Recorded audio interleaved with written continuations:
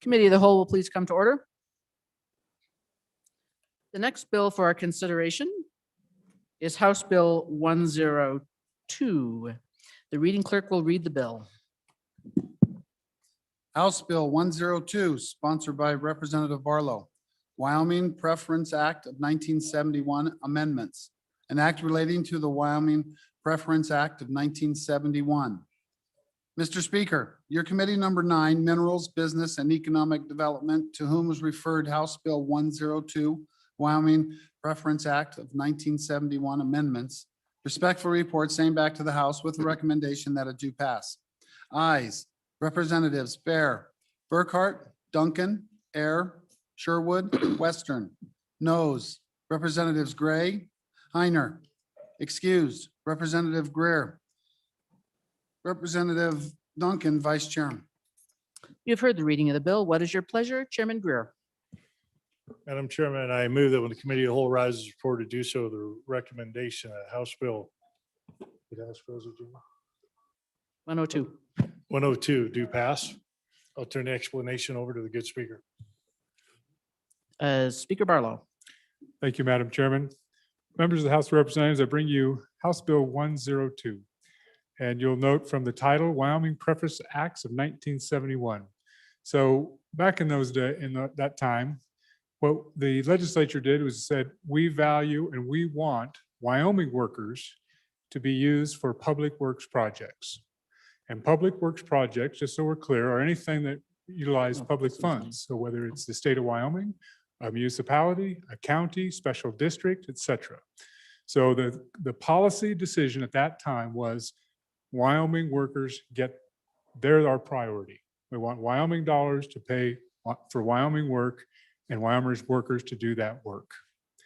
However, as you might imagine, there are times when there aren't, one, enough Wyoming workers because our labor pool can be really tight, especially in particular parts of the state, or there are certain skill sets that are just not available in Wyoming, either in an adequate number or for a very particular type of, whether it be a technical trade or a legal trade or et cetera. There are just some things that isn't anybody in Wyoming. I'll give you one example. Elevators. There aren't many people that put elevators in the state of Wyoming. So if you're building a vertical building, a building that goes up, you probably need somebody to put in an elevator to comply with the federal acts. When it comes to the horizontal construction, i.e. roads, water lines, and things like that, there are times when there are enough finished graders or different types of folks that are highly skilled that you need to finish your job. So what the statute allows, and this is the statute that's before you, is allows for the exception. So we're not making it the rule that we're hiring folks that are not from Wyoming, but what we have is an option for the exception when those folks aren't available, either the number of them or the skill set. And so what you have before you is not the rule, it is the exception we're talking about. So the bill does essentially four things now, and then with a couple of committee of the whole amendments, this can be pared back to 3. As we learn, we've talked about, you make hopefully good bills better. And I think the good work of the committee, and while these are not, it's not a standing committee amendment that you're going to see some committee of whole amendments, though that came out of those discussions with the standing committee and with the testimony they received. So Madam Chairman, I think probably the easiest is just to walk through the bill very quickly and highlight the 4 fundamental policy suggestions that I'm asking you to consider. And then I'll point out the one that we're taking out, and I'll give you the reasons why. So the first one is top of page 2. Top of page 2, what you're going to see is this is residency. Now, I'm just going to be candid with you right now. I'm hesitant to bring anything that has to do with residency or identification to this body. I know we're all a little punchy about the issue. So this is not that. This is not that. Remember, we were successful with that one. So as a body, so let's not get hung up on that. But what you'll see on line 6 is the current statute has a requirement for 1 year's residency. And we had a lot of discussion about that. Folks move here, they know they're going to make this their home, and yet they're kept out of the potential to work on these public works projects for a year. So the initial proposal is to strike that. Now you're going to see a committee of the whole amendment come in later and say, nothing or 1 year is probably not right. let's go with the Goldilocks theory. Let's find just right. So you're going to see a committee of whole amendment come in and say, it's not 0, it's not 1, it's 3 months. So you're going to see that here in a little bit. And then the second thing we do on the entire bottom half of page 2 and the top half of page 3, the top half, is talk about what constitutes proof of residency. And this is actually taken into, I know everybody's getting that look on their face. Oh boy, here we go. This is actually two of the elements out of this are taken directly out of the rules. So they're out of current rules that the department already utilizes. The third, actually 3 of them are. One of them is the any other documentary thing. So basically the door is wide open, right? The one that was not there, and that at least the folks in my community, and I should take maybe a step back. Where does this bill come from? Just like all of yours. It comes from a constituent, multiple constituents who run construction companies who have challenges during the construction season. That 9 months out of the year when they're hoping to build things that go flat or build things that go up, because that's when it's opportune time for them. And so this comes from, they were in the room when we testified on this. They said, this is important to us. So I hope you'll find that. And I apologize, Madam Chairman, I should have started with why it's important, because those folks, those Wyoming contractors, they need good laborers, and sometimes they don't have all the options they would like with Wyoming residents. So my apologies. But probably the one that was not in the,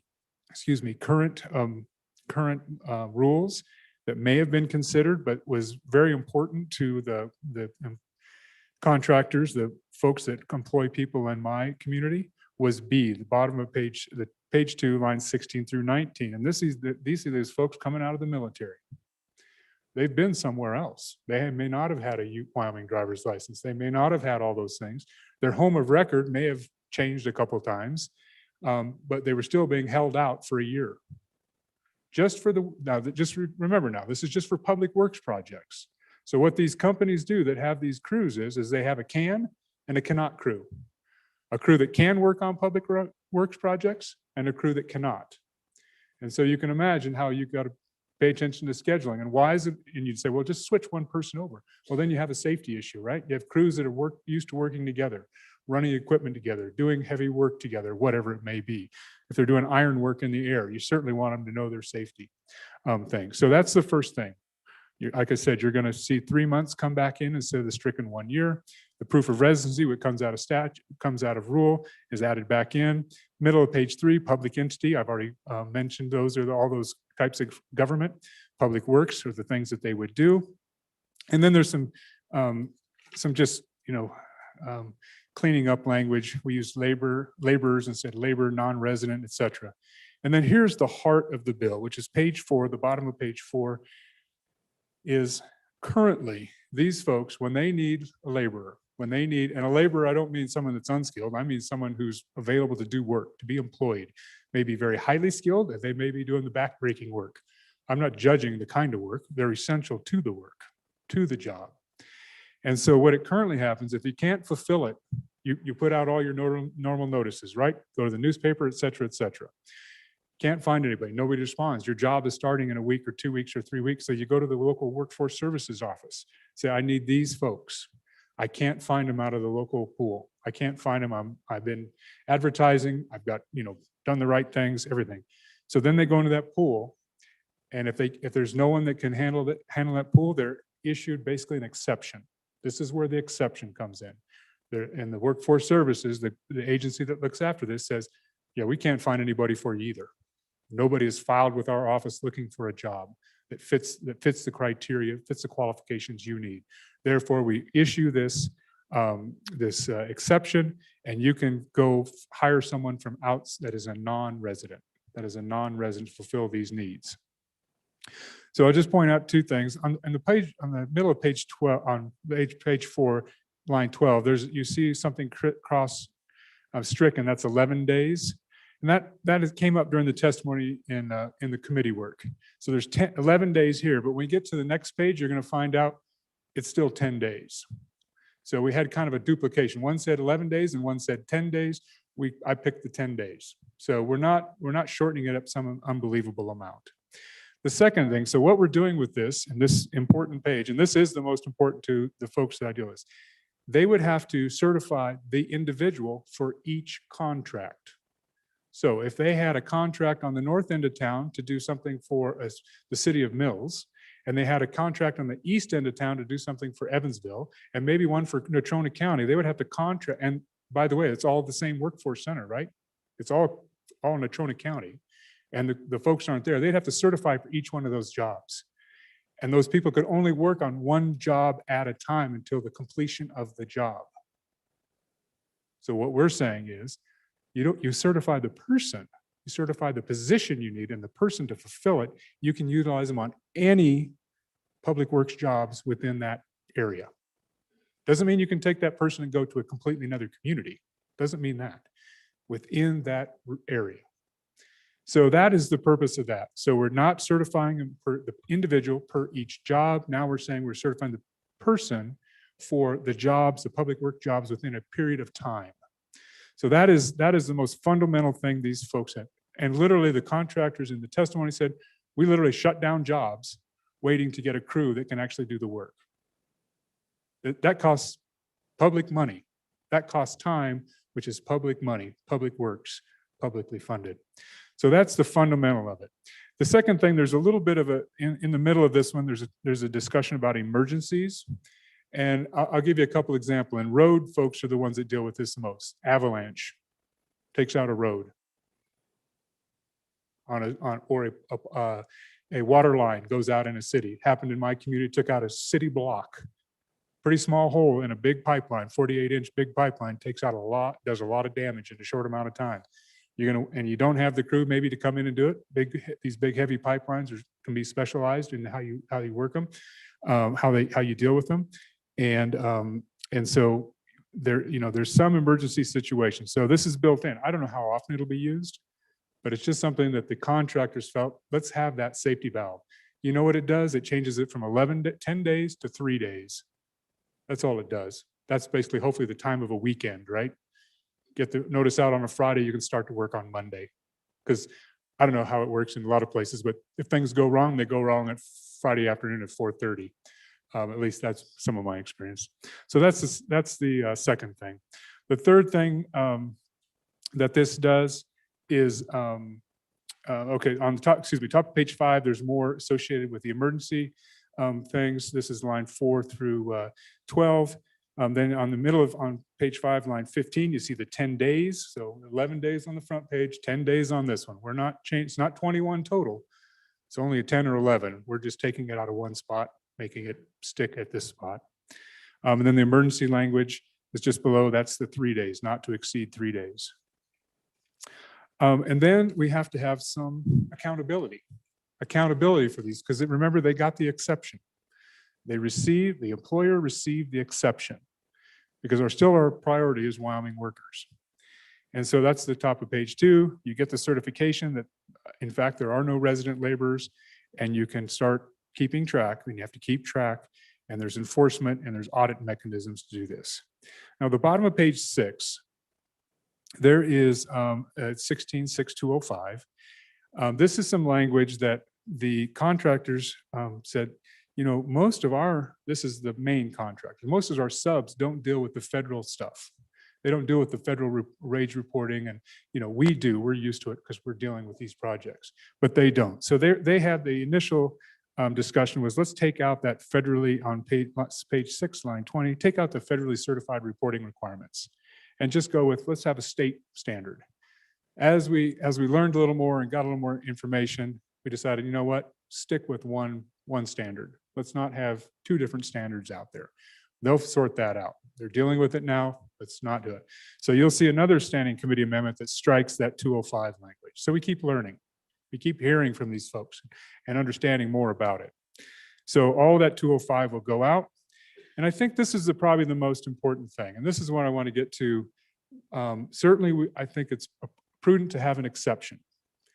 But I want to be clear, these folks have no interest in violating their responsibility to hire Wyoming workers. And here's why. Take a look at page 7. If you willfully or intentionally fail to use a Wyoming worker the first time, civil penalty of $1,000. Total penalty not to exceed more than 10%. But look at B, look at the second time. If you're not compliant, you don't do a public works project and you're found in violation, you don't do a public works project for a year. That's a big deal. That's a really big deal for these companies and these employers in the state. So now I want to take maybe just a small step to the side and say, well, how many people are we talking about? How many employees are we talking about? We had three people testify in front of the committee. The committee had 3 people testify, just like I did on the bill. They all were in the off-season, i.e. non-construction season, in the 50 to 100 range. And during the season, they tripled or quadrupled. So we're talking 200 to 300 new people coming on the payroll, working in Wyoming. 90% of them were Wyoming people. 90% of them. So we're still talking, I just want to be clear, we're talking about the exception. We're not talking about entire crews coming from out of state. We're talking about the exceptions that may exist in a lack of a type of skilled labor pool at a certain community. So I hope that gives you an overview of the bill. It's not for everybody. It's not trying to change how we value and want Wyoming workers and employees to use them. It's about dealing with the exceptions. And I can give you other examples of exceptions with our inquiries on that. So with that, Madam Chairman, I would stand for any questions.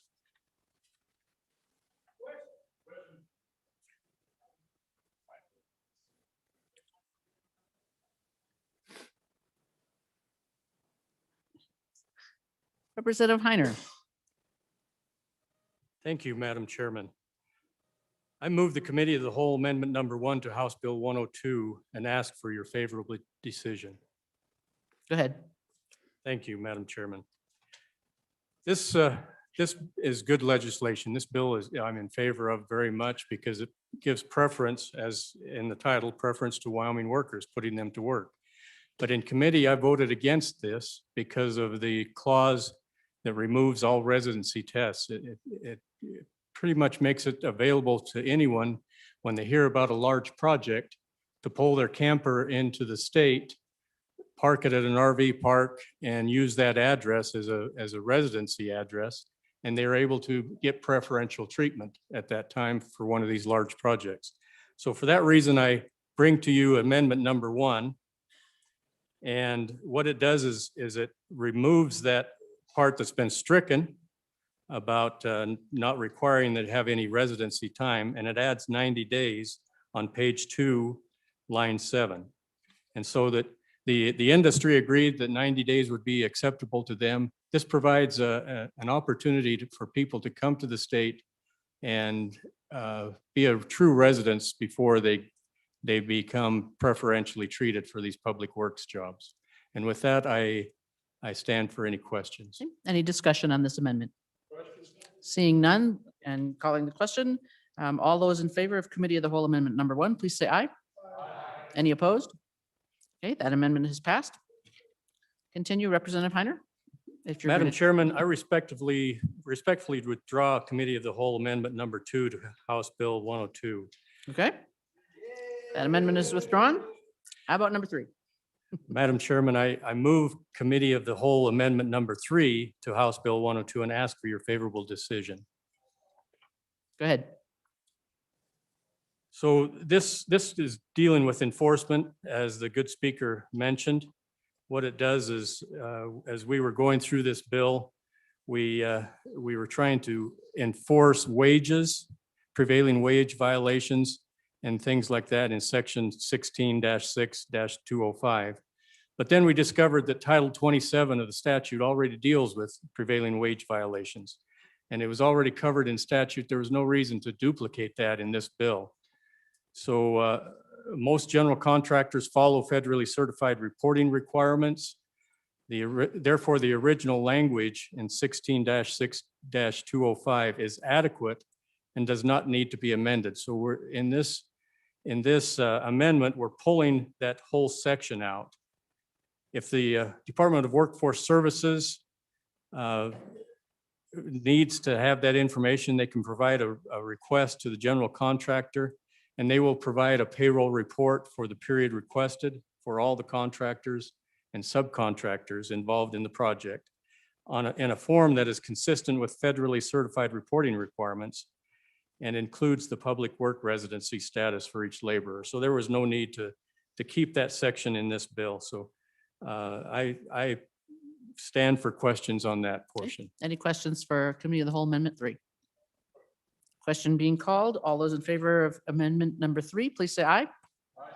Any opposed? That amendment has also passed. Is there any other discussion on the bill? Seeing none, I move that when, oh, let's see, we have to vote, sorry. All in favor of House Bill 101, please say aye. Any opposed? Oh, sorry, oh yeah, sorry, I've got the next one. I stood up. I'm moving on to the next bill so fast. 102, all right. Any opposed to 102? All in favor, well, you already did them. You want me to do it again? Okay, all in favor of 102, say aye. Any opposed to 102? None, good. House Bill 102 has passed Committee of the Whole. Okay, Madam Next. Chairman? yes, Chairman Greer. Oh, yeah. Chairman Greer, I am Chairman Greer. Thank you. I actually would like privilege of the floor. privilege, go right Yeah. ahead, Chairman Greer. And so, members, this is brought to me by Representative Stivar, and it deals with a good friend of mine, and I know a good friend of the speaker. And her name is Kinsey Anderson, who just won the Voice of Democracy for the state of Wyoming. She's out of Ten Sleep, Wyoming, and really remarkable family. Now, it takes determination to be a sheep herder in that part of the world, because we all know what went down on Spring Creek there. But a remarkable young lady, great family. I mean, I know her parents, and I knew her uncle and her grandma and grandpa and her aunt and uncle. They're all just a wonderful family over there from Ten Sleep. So Kinsey, something for all of us to be proud of. Clarence, thanks for pointing it out to me. I'd like to give her a round of applause, please.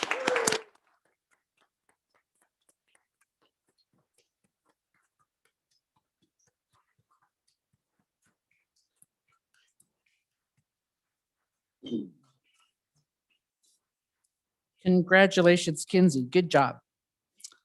The next bill for our consideration is House Bill 101. The reading clerk will read the bill. House Bill 101, sponsored by Representative Summers. Elk feed ground closings requirements, an act relating to elk feed grounds. Mr. Speaker, your committee number 6, Travel, Recreation, Wildlife, and Cultural Resources, to whom was referred House Bill 101, elk feed ground closings requirements, respectfully report same back to the House with recommendation that it do pass with the following amendments. Ayes, Representatives Flitner, Haroldson, Hunt, Jennings, Knapp, Newsom, Sweeney, Winter. Noes, Representatives Banks. Representative Flitner, Chairman. You've heard the reading of the bill. What is your pleasure? Chairman Flitner. Madam Chairman, thank you. I move that when the Committee of the Whole rises to report, it do so with recommendation that House Bill number 101 do pass.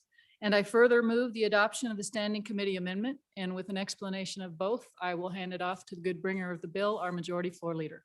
Majority Floor Leader Summers. Madam Chairwoman, thank you. And members of the 66, I bring you House Bill 101 and ask for your favorable consideration. And Madam Chairwoman, I think what I'll do with your permission is I'll walk through the bill and incorporate when I walk through the bill, I'll incorporate the Standing Committee Amendment. And then when I get done walking through the bill, we could vote on the Standing Committee Amendment. So, and then I'll have a Committee of the Whole Amendment after that. So Okay. With that, ladies and gentlemen of the 66, the state of Wyoming manages 22 elk feed grounds in western Wyoming, which feeds approximately 15,000 elk. All of these elk feed grounds exist in Sublette, Teton, and Lincoln counties. Many elk feed grounds were established in the 1940s to prevent damage to stored livestock feed. However, elk feeding began much earlier, including in the Upper Green in 1929 to prevent large-scale winter starvation resulting from disrupted migration routes. Elk feed grounds have been an important tool of the Wyoming Game and Fish Department to reduce damage to stored hay crops, to stop elk from eating alongside cattle on cattle feed lines, reducing the transmission of brucellosis from elk to cattle, in maintaining robust elk herds, and reducing the competition on wildlife winter ranges between elk, pronghorns, and mule deer. Brucellosis has been eradicated from the U.S. cattle herds everywhere but in the greater Yellowstone area, where it is now endemic in the elk herds. While elk feed grounds reduce brucellosis exposure to cattle, they also increase the incidence of disease in elk by concentrating them in the winter.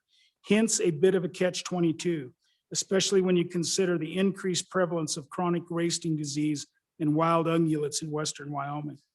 The valleys of western Wyoming are unique in that they are extremely high elevation with historically high snowfall and cold temperatures. The historical elk winter range of elk was on the Little Colorado Desert in southern Sublette County and lower elevation areas of Lincoln County. The old migration routes for elk are no longer in the memory of elk herds today and were broken nearly a century ago. Elk feed grounds have been incredibly successful in reducing conflict with livestock operators and in providing greater hunter opportunity through robust elk herds. Late last year, the Wyoming Game and Fish Department initiated a public process seeking detailed input to review its feed ground management policies. Due to the extreme importance of this issue to western Wyoming ranchers and hunters, I drafted House Bill 101. I am very concerned about the potential closure of elk feed grounds. This bill creates a thorough agency and public review process in event the Wyoming Game and Fish Commission determines that an elk feed ground should be closed. Further, the bill elevates the decision of an elk feed ground closure to the level of the governor after recommendations from the Wyoming Game and Fish Commission and the Wyoming Livestock Board. The bill provides for a public meeting if feed ground closure is recommended by the commission. Elk feed grounds exist on state, private, and federal lands. This bill has a provision that requires the Wyoming Game and Fish Department to create a contingency plan if the federal government no longer authorizes elk feeding at an existing feed ground on federal lands. This bill really is just a check and balance in the system to ensure that there's proper public comment if there is a closure, because a closure of an elk feed ground in the wrong part of my county, besides causing a severe decrease in elk herds, could cause a severe impact on individual ranchers, particularly if brucellosis is contracted. And so, Madam Chairman, I will walk you through the bill and I'll walk you through the amendment as we go along. So, ladies and gentlemen, if you turn to page 2, we go in and we create new statute in 23-1305, subsection A, any elk feed ground authorized or administered by the commission. And this is where we make the first change of the standing committee amendment. Line 11 shall only permanently cease operation. And then it goes on by order of the governor, upon order of the governor. That I'm missing a few words, but you get the gist of it. Subsection I, the commission shall provide its recommendation to the governor for the closure of the elk feed ground and concurrently to the Wyoming Livestock Board. The board, this will be the Livestock Board, shall provide its opinion to the governor on whether the board believes the closure of the elk feed ground is appropriate. Romanet 2, the commission and the Wyoming Livestock Board shall conduct no less than one public meeting in a location where it would foster the most public participation by the people directly impacted and provide those comments to the governor. Subsection B, any elk feed ground authorized or administered by the commission may be temporarily closed by order of the governor due to emergency circumstances for a period not to exceed 6 months, after which the feed ground shall only remain closed in accordance with the process outlined in A. And the commission is authorized to contract or lease private lands or lands owned by the state for the purpose of an elk feed ground. And this, they already have that ability. I just wanted to emphasize that. Subsection D, and this would be in the standing committee amendment on line 7, that game and fish would be deleted in a technical correction on that standing committee amendment because it's already defined in the previous part of the bill as the department. And so subsection D says the department shall report to the Joint Travel, Recreation, Wildlife, and Cultural Resources Interim Committee upon the department receiving notice, the federal authorization permitting the use of federal public lands. And this is where there's another change, and public lands will not be reissued or will be revoked. And so that would replace expire in 5 or less years. And then the report shall include draft contingency plans. The Office of State Lands and Investments shall cooperate with the commission in identifying any alternate feed ground sites consistent with this section. And then that standing committee amendment, Madam Chairwoman, puts in subsection E, and it states, nothing in this section shall be construed to prohibit the department from continuing to administer authorized elk feed ground operations, including Romanet I, commencing and ending annual elk feed ground operations on dates determined by the department, and Romanet II, conducting emergency elk feeding operations when deemed necessary. And so that, obviously they close feeding every year at some point, but not continued closure. And then, Madam Chairperson, basically we go into the powers on 5 on the livestock board and give them this task if this were to happen. And we go into the powers of the commission and basically give them the same task on the bottom of that page. And then this act is effective July 1st. And so with that, I would stand for any questions, and I think we could do that standing committee amendment first. Is there any question on the standing committee amendment? Question being called. All in favor of the standing committee amendment, please say aye. Any opposed? Okay, the standing committee amendment has passed. We're back on the bill. Madam Chairwoman, I would like to move Committee of the Whole Amendment Number 1 to House Bill 101 and ask for your favorable consideration. And so, ladies and gentlemen, if you go to page 2, line 12, it was my intent originally to have that the only way a closure would ever occur is if the science said that and the commission made that recommendation. Well, that wasn't probably crystal clear in here. And it left maybe open the idea that a governor could close a feed ground without a commission's approval. So what this does is go in on page 2, line 12, and upon, it would insert the following language. So subject to a closure by the department or commission upon a recommendation for a feed ground closure by the commission, and then subsequent order of the governor. So it just makes it clear, Madam Chairwoman. So with that, I would Okay. stand for questions on the committee of Any the whole. questions about the committee of the whole amendment? I see a questioner. Representative Schwartz. Thank you, Madam Chairwoman, and it's just a question. If the bringer of the amendment could clarify for me why the beginning of Romanet 1 below that doesn't cover this amendment. Majority Floor Leader Summers. Madam Chairwoman, thank you. I had some people read it and it didn't seem clear to them, so I wanted to make it crystal clear, and that's why I put it in. I think I read it several times and I thought there was some ambiguity, and so that's why I did it. Further question on the standing committee or on the committee of the whole amendment? Hearing none. All in favor of committee of the whole amendment number 1, please say aye. Any opposed? The committee of the whole amendment has passed. We are back on the bill. Is there any further discussion on the bill? Question being called. All those who are in favor of House Bill 101, please say aye. Any opposed? House Bill 101 has passed committee of the whole. The next bill for our consideration is House Bill 104, and the reading clerk will read the bill. House Bill 104, sponsored by Representative Greer, Uniform Trust Code Amendments, an act relating to trusts. Mr. Speaker, your committee number 9, Minerals, Business and Economic Development, to whom is referred House Bill 104, Uniform Trust Code Amendments, respectfully report same back to the House with a recommendation that it do pass. Ayes, Representatives Bear, Burkhart, Duncan, Air, Gray, Greer, Heiner, Sherwood, Western. Representative Greer, Chairman. You have heard the reading of the bill. What is your pleasure? Chairman Greer. Madam Chairman, I move that the committee of the whole rise report to do so. The recommendation of House Bill 104 do pass. And Madam Chairman, I'll go with the explanation of the bill. Go right ahead. Members, I apologize. I'll go as fast as I can. Please stay awake, stay with me.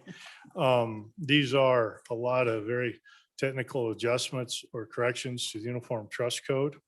So I'll start with this. The first one, 410-507-1, also ties in, just to try to speed along with the amendment to 107, C Romanet 3. And what this deals with is that, Wyoming has a strong interest in protecting the validity of the fiduciary relationship established under its laws and retaining control over enforcement and judgments. These amendments state a general rule that the enforcement of any judgment rendered by a foreign court must be consistent with the provisions of the Uniform Trust Code. And so this is just to say that if a foreign jurisdiction said that state does not recognize asset protection trusts, what we're saying is that doesn't matter. That if the trust is prepared and funded in compliance with the Wyoming Uniform Trust Code, that the asset trust protections will be governed by the laws of the state of Wyoming. Also, then kind of moving on, trying to go as quickly as I can on this stuff.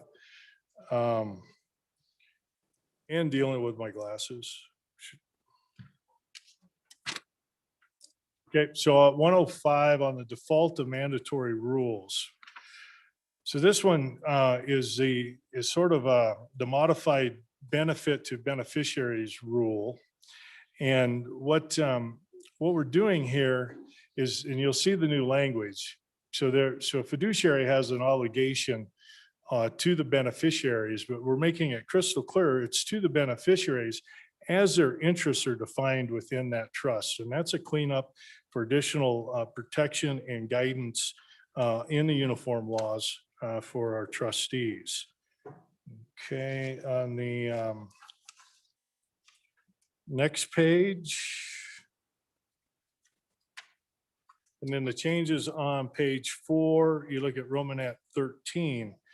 And so in this one carries over to 410-718A. So I'll try to explain those two together.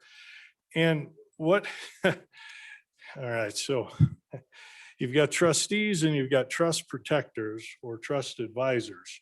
The trust protectors or trust advisors step in certain situations to relieve the trustee from duties that where there may be a conflict for the overall intent of the trust. And what we're finding out there is the way some of these are drafted is we end up saying that the trust protector doesn't have any fiduciary obligations because they don't. What they do is they have a contractual obligation to protect the trust from certain actions. But at the same time, we'll find that we'll pull then, especially in a directed trust, the trustee will lose their fiduciary duties. And so what this does is it makes it very clear where those fiduciary duties lie so that the trust always has one, either the trust protector has fiduciary duties with respect to those duties that are assigned to them, or those fiduciary duties still remain with the trustee. Chairman So- Greer, if I can just get you to pause for a moment. Members, the roar is increasing a bit here. If you could just dial it back or leave the floor for your conversations. Go ahead, Chairman Greer. Okay, then moving on to the, and already explained, okay, moving on to 410-107. And so 410-107 deals with the governing law.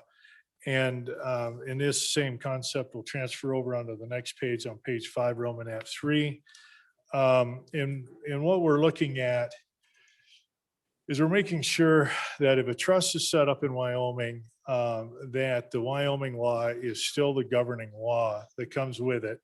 And even if that trust will not be found effective, even if a foreign jurisdiction prohibits or does not recognize, and you'll see this, the concept of a trust. Well, the concept of doesn't mean anything anymore. It's just cleanup, just say they don't recognize a trust. And then when we turn over then to Romanet 3 on page 5, Again, this is an addition to it, and it says that, or that the law or public policy of a foreign jurisdiction does not recognize or limits the validity or enforceability of any or all the trusts or terms of a trust, or the terms of the trust are valid and enforceable under the laws and public policy of the state. Again, what we're saying, you set up a trust in the state, that trust has to be recognized in all jurisdictions. These are real minor technical corrections, folks, that go with strengthening our trust laws, along with some of the things I said the last time I was up, moving along with this. 410-108 is the next amendment. And this deals with administration of trusts. And so what, how do I describe this? So Wyoming is the principal place of administration of the trust, okay? And so when you have a trust with certain laws or set up under certain laws, or it's cited in another state or even in the state of Wyoming, sometimes it's more convenient to administer that trust where the trustee is located and where the beneficiaries are located. And so when you do that, they're both the trustee and the beneficiaries are consenting to that jurisdiction. And what we're saying is that that is crystal clear that the laws of administration of a trust that is being administered in Wyoming are the laws of the state of Wyoming. Okay, I'm getting a couple of head nods, so that's good. Let's see, I already talked about the changes to 718-108, those go along with the changes to 410-105. Now, the changes to 718B and C, this is a little bit of a fix. Let me get my paperwork here lined out.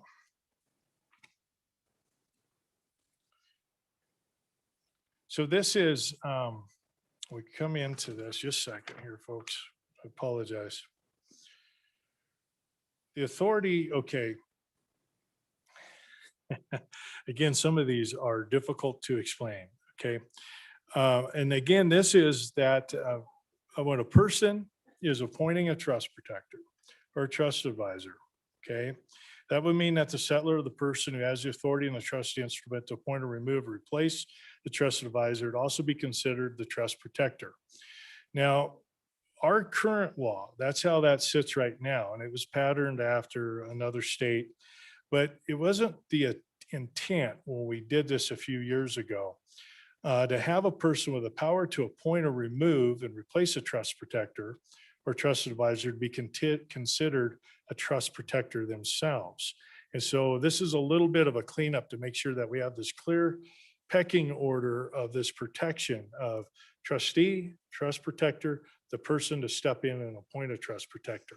And these are, when you're setting up, especially these irrevocable trusts for the benefit of a beneficiary long-term or with a specific purpose, to make sure that you've got, you're dealing with the fiduciary duties at the trustee level. You're dealing with a trust protector who has certain obligations to come in and shut down maybe distributions in a case of a good example is if the beneficiary was found to have a substance abuse problem. But trust protectors also are there in case of attack by creditors, changes in tax laws. There are a lot of different reasons why you would have a trust protector.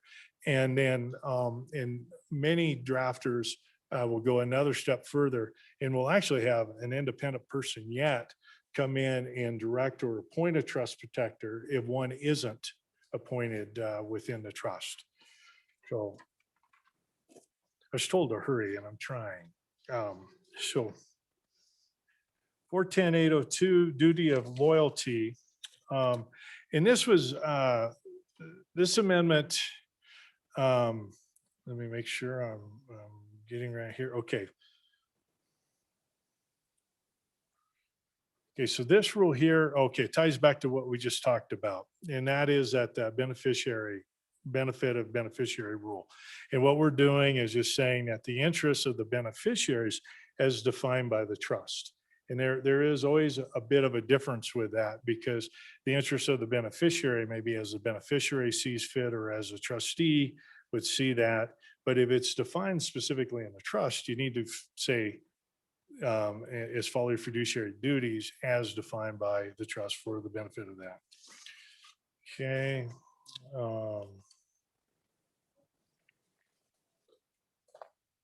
I'm getting there.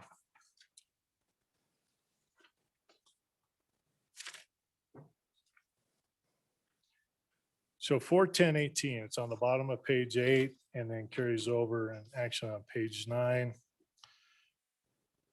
And I was trying to think when this was done. The trust code 410-405 was changed several years ago. And quite frankly, this section here is just conforming language to that concerning discretionary distributions from a trust. And so this is again conforming language. And what this says, except as otherwise provided in the terms of a trust, the trustee shall not consider the assets or resources of beneficiary determining whether to make a distribution of trust income or principal. And again, this is conforming to another part in the trust code that we did several years ago, and just trying to bring that with some consistency. Now, the final amendment on this deals with the application and the relationship of existing trusts. And so since the Uniform Trust Code came into being 2003, Wyoming really did do a good thing, and it gave drafters, judges, trust companies, everybody really a much easier way to follow through and follow trust law. And so we had for a long time, and as every year goes by, it's less and less and less, but we have trusts that were drafted before 2003 and trusts after 2003. Well, the laws as they existed at the time that the trust was drafted will typically follow. Okay. So what we found though, as we come forward in time, is that if there's ever a dispute, the courts say, you know what, the Uniform Trust Code makes the most sense as a very practical way to interpret trusts. And they've been following forward with using the Uniform Trust Code to interpret these trusts. And so this specific provision deals with the situs, location of a trust. And this is a bit of an onerous provision. I don't say onerous, but this is a relatively high bar on this. And so when we look at what happens is that if the trustee has the ability to move their trust to Wyoming, and if they do so, they're only restricted. Okay, it says unless the terms of the trust specify the law of a principal place of administration, expressly prohibits the change of choice of law, and expressly states that a change in the choice of law for the administration of the trust is prohibited, even if a trustee from another jurisdiction becomes a trust. Well, all those things have to be made. So if your trust was made in another state, the trustee could move that to Wyoming and be recognized under Wyoming law unless all of those elements are met. And then the step further on the timing of that is that we'll say that's for all trusts, even those created before 2003. Again, this is encouraging people to move their trusts to the state of Wyoming. So with that quick explanation, glazed looks, I'll sit back and answer any questions. Thank you, Chairman Greer. Very clear. Are there any questions for the chairman? Representative Henderson. Thank you, Madam Chairman. And thank you,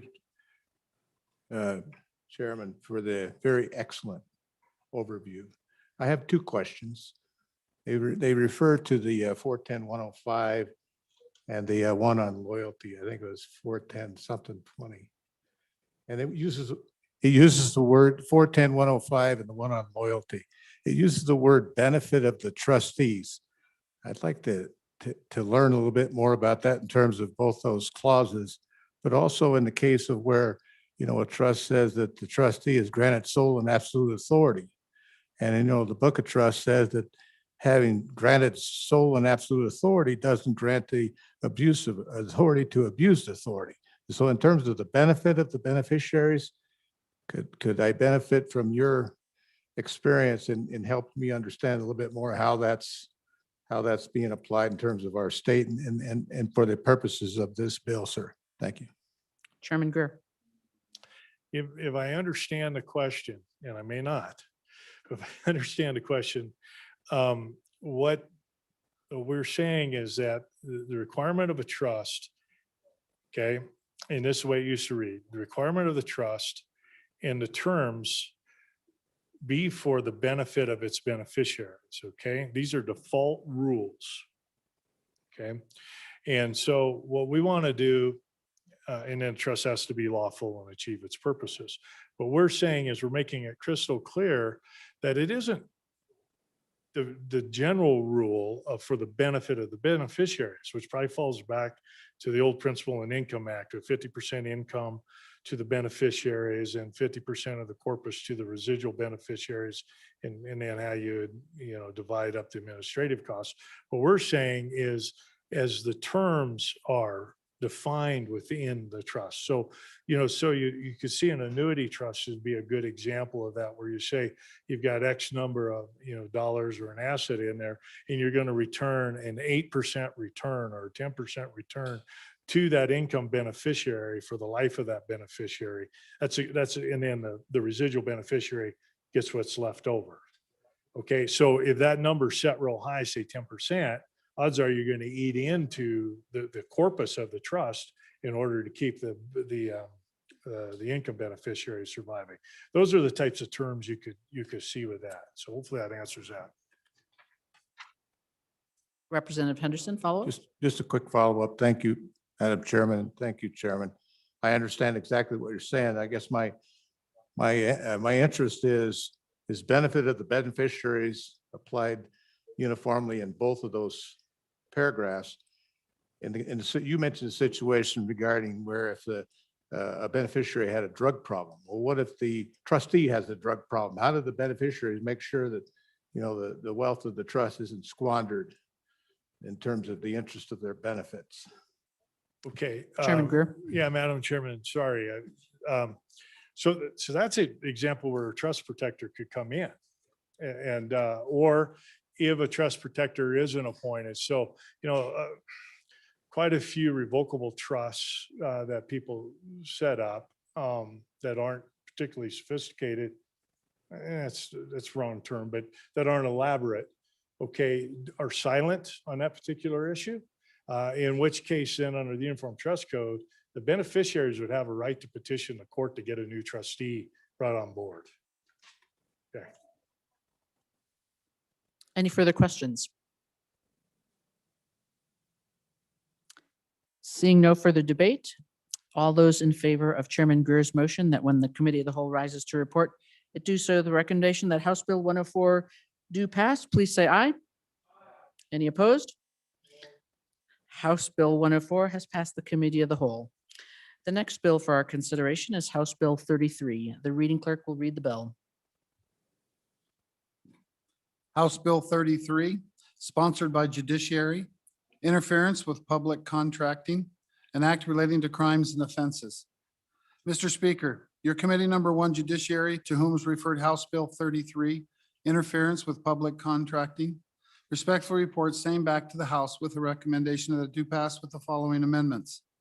Ayes, Representatives Crago, Larson Dan, Oakley, Rodriguez Williams, Washit, Swanitzer, Provenza, Swanitzer. Noes, Representatives Provenza, Yin, excused, Representative Olson. Representative Washit, Vice Chairman. You have heard the reading of the bill. What is your pleasure? Chairman Olson. Thank you, Madam Chairman. I move that when the Committee of the Whole rises to report that it do so with recommendation that House Bill 33 do pass, and I further move the adoption of the Standing Committee Amendment. And I'll turn over the explanation of the amendment and the bill to the good Sweetwater appropriator. Representative Stiff. Madam Chairman. So yesterday, members, we talked about two bills that were in the category of, I can't believe this isn't already a crime. Yesterday it was for 400 and 600. Today I bring you, I can't believe this isn't already a crime for 1,000. Yeah. What is bid rigging?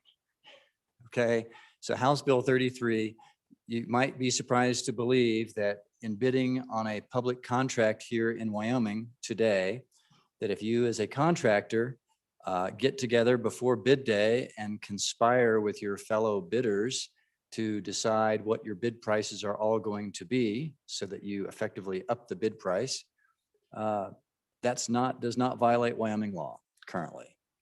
It does violate federal law, violate Section 2 of the Clayton Act, can be prosecuted by the U.S. Attorney's Office. However, our U.S. Attorney's Office is busy, has other things to do, and it's not common for that to happen here. So what this bill does is, and if I may divert to the standing committee amendment, Madam Chairman, the standing committee amendment is a clarifying amendment that says that while the bill makes bid rigging a crime, the standing committee amendment essentially says, well, if there's not a bid, then you can't commit bid rigging, which may be implied, but we wanted to make it clear so there wouldn't be any confusion about that. The other features of the standing committee amendment make clear that if a public official is merely communicating to potential bidders information that would otherwise be generally known or made available to the public upon request, that it's not a crime for the public official to communicate that information. And the public policy there is because we don't want this to have a chilling effect on our public officials so that they feel like they can't answer a simple question about bid specifications. So for instance, is a particular wall to be constructed? Is it to be constructed out of wood and drywall, or is it to be constructed out of concrete and rebar, for example? We want that sort of communication to continue. The kind of communication you don't want to have happen is to give have the public official be allowed to give a leg up to a preferred bidder, for example. So with that, I would stand for questions on the standing committee amendment. Questions on the standing committee amendment? Hearing none and question being called, all in favor of the standing committee amendment, please say aye. Any opposed? The standing committee amendment has passed. Representative Stith, go ahead. Members, on the bill, walking through the bill briefly, pages 2, 3, and 4 deal with the definitions that we're involved with. The meat of the bill is on page 4, begins with line 16. Lines 18 and thereafter states that a person commits bid rigging when he knowingly conspires with any other person who is or would be a competitor to any submitted or not submitted bid to a governmental entity with the intent that the bid submitted or not submitted will result in the award of a public contract to the person under circumstances that they are providing information not generally available, and that they submit a bid that's artificially high. So you could say, well, all three of us bidders will get together.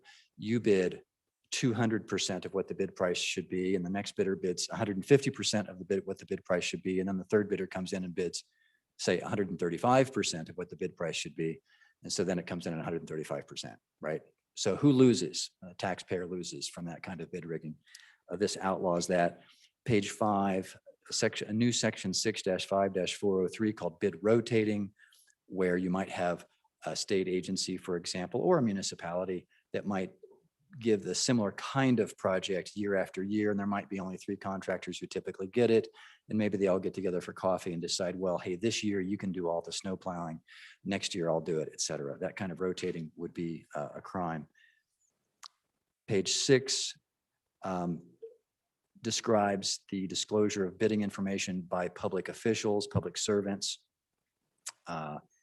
The idea being that what you don't want to have happen is you don't want the city engineer, for example, gathering the sealed bids, opening up one, and then calling his friend to say, hey, look, here's what's going on.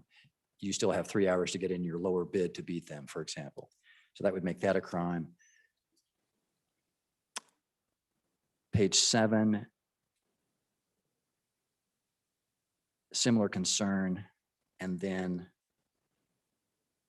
let's see.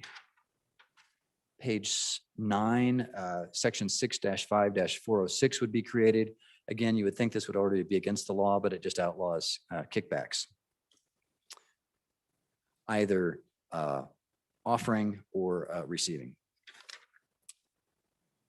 Finally, page 11, 6-5-407, bribery of an inspector. And then there's on page 12, there's a slight out for a company. Let's imagine you have a contractor who is otherwise a good contractor, but they hire one of their officers or managers happens to be crooked. They engage in bad conduct. This says, well, the whole company doesn't have to be precluded from bidding forever, as long as they get rid of that employee, essentially is what it's saying. So with that, I would stand for questions. Very good. Representative Simpson. Madam Chairman, I can't believe this isn't a law already. As a consulting engineer for my entire career, I wrote these types of contracts and bidding documents. And I think it's interesting for you to know that we would actually write in the bidding documents. This activity is against the bidding procedures, so that if someone was caught doing this type of activity, we could throw their bids out. But we did not have the authority to have them thrown in jail, and it literally is not illegal in the state of Wyoming to do that. And so I'm speaking on and for the bill. I think it's a good cleanup. It'll give some teeth behind our documents. Thank you. Any more questions? Representative Jennings. Thank you, Madam Chairman. So my question is kind of hopefully a learning moment for the new members, because as I was reading this was kind of, and it's going to be a question or hopefully a learning moment, is right in the front there, it says providing legislative findings. And so for our new members, I thought that's a very interesting, because this is the first time I've seen this year. And so I thought maybe the bringer would actually explain that, because it is an important thing and you very seldom see it. Representative Stith. Madam Chairman, I'd like to thank the representative from District 30 for bringing that to our attention concerning the legislative findings. Here on page 1, I think it's worth reading. Page 1, line 8, the legislature finds that the cost to the public is increased and the quality of goods, services, and construction paid with public funds is decreased when contracts for those goods, services, and construction are obtained by any means other than through the independent and non-collusive submission of bids, et cetera. So the purpose of having this finding is so that if a court is later trying to determine the application of this in a criminal case, then the court can review what the legislature's purpose in the bill was. And so there might be, and that could be used either by the prosecutor or by the defense, depending upon the particular facts of the case. But I think it's worth having a statement from us of why are we doing this? So I request your aye vote. Thank you. Okay, I see no people lined up at the mic further. So with no further discussion, all those in favor of Chairman Olson's motion that when the committee of the whole rises to report, it do so with the recommendation that House Bill 33 do pass, please say aye. Any opposed? House Bill 33 has passed the committee of the whole. The next bill for our consideration is House Bill 121, and the reading clerk will read the bill. House Bill 121, sponsored by appropriations, state-funded capital construction, an act relating to state-funded capital construction. Mr. Speaker, your committee number 2 appropriations, to whom was referred House Bill 121, state-funded capital construction, respectfully report same back to the House with the recommendation that it do pass with the following amendments. Ayes, Representatives Kinner, Larson Lloyd, Nicholas, Schwartz, Simpson, Stith, Walters. Representative Nicholas, Chairman. You have heard the reading of the bill. What is your pleasure? Chairman Nicholas. Madam Chairman, I move when the committee of the whole rise and report, it does so with the recommendation that House Bill 121 do pass, along with, and I also moved the Standing Committee Amendment number 1 to House Bill 121, and I will explain the bill and the amendment. So ladies and gentlemen, those of you who were here last year have seen this bill. It's a little bit different, but this was the CapCon bill that never got through committee last year. The difference is it's about $57 million less with the amendment than the bill that we passed out of this body last year. For the new folks, in 2016, we started a new process. And that new process is what before that, the capital construction was all contained in the budget. So we cover this next week in the budget bill. Because of constitutional issues and topical issues, in 2016, we pulled this and local governments out of the out of the budget bill and created this CapCon bill. We've had the CapCon bill has probably been one of the most contentious bills in joint appropriations for the past 2 or 3 years. That may not change. And part of that reason is because it's a standalone bill and it gets more attention and more critical review. And frankly, there's just a difference of opinion on the 2 floors on how much to spend and where to spend it. So, you know, we're trying to walk the tightrope on this. We always do. So one of the reasons why you don't have 57 million in it that we took out is basically to continue to walk that tightrope and get to a place where we can work through it with our folks down the hall. So we also about 10 years ago created 8 years ago what we call the SIPA account. That's the Strategic Investment Reserve account. No, it's Strategic Construction account. Put it that way. So what we do is we use those dollars for one-time dollars, basically for capital construction projects. And we grab a certain amount of money out of the 5%, which of the income we earn off of the Permanent Mineral Trust Fund, from 2.5% to 3.25. So 0.75% right there. And it goes into the SIPA account. And then the SIPA account splits, and a portion of it goes to the SIPA for capital construction one-time projects. And part of it goes to the LSRA. And so then with that SIPA dollars, that's what we used to fund a lot of our capital construction projects in this bill. So that's just kind of an overview of how and where we find the dollars to do this. And, you know, it's just kind of important that we recognize that the income off of that is one-time dollars, so that when we build a community college building, when we do something at UW, when we work on the Wyoming Life Resource Center in Lander, State Hospital in Evanston, we try to take those dollars out of SIPA because it's one-time funds. And so we don't have this regular appropriation of it. And one-time funds are things that we use just to continue to improve our government, our facilities. And that's essentially what we're doing here. So and one more thing, the average number of dollars that we spend per year for construction around the state of Wyoming is roughly about 120 million. And so a biennium is roughly 240 million. If you go back over like the past 8 years, this year, that's going to be cut by 2/3 basically, just because of our stretching our dollars, number one, but number two, in order to balance the budget, and you'll see this next week, we took $97 million out of the SIPA dollars and moved it over to help fund our major maintenance for buildings around the state. So you'll see that we dropped funding major maintenance from 2% down to 1.5% of appraised value. And we grabbed SIPA dollars to help fund the major maintenance to help balance the budget. And so what we're doing here is we're using the remainder of the SIPA dollars for capital construction, or close to it. So let me take you to the bill. It's pretty simple, really, once we walk through it. It looks kind of long, but it's really not. Page 1 just explains the definitions and what capital construction projects are. there's also acceptance of real property. If someone donates property to the community college, we have to approve that acceptance of the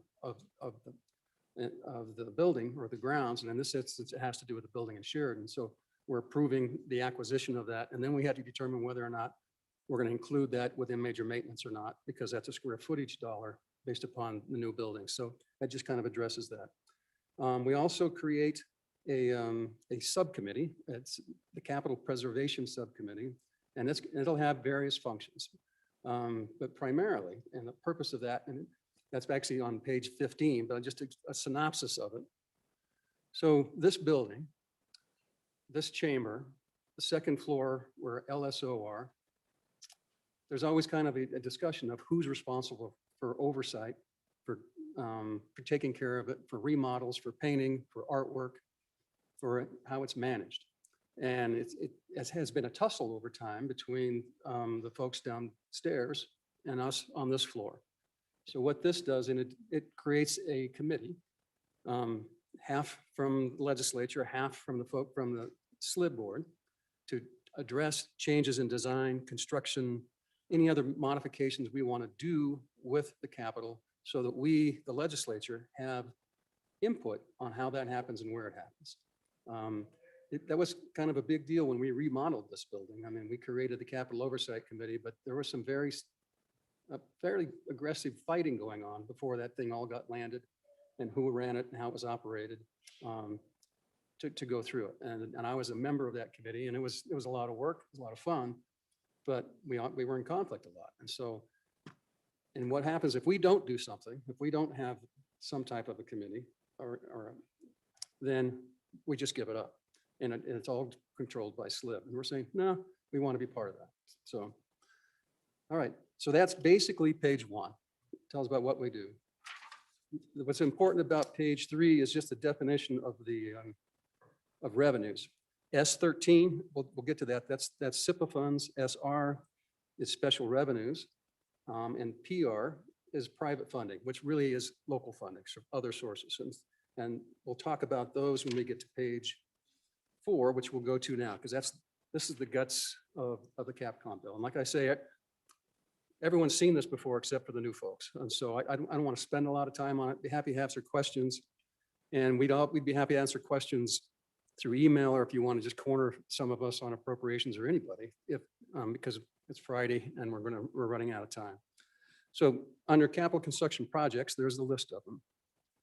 One of them that you won't really understand unless we explain it is the first one, and that's the flex fund for the State Building Commission. And basically, that's dollars that are used to finish up projects that are out there that don't have sufficient funds to complete. And there are numerous projects like that.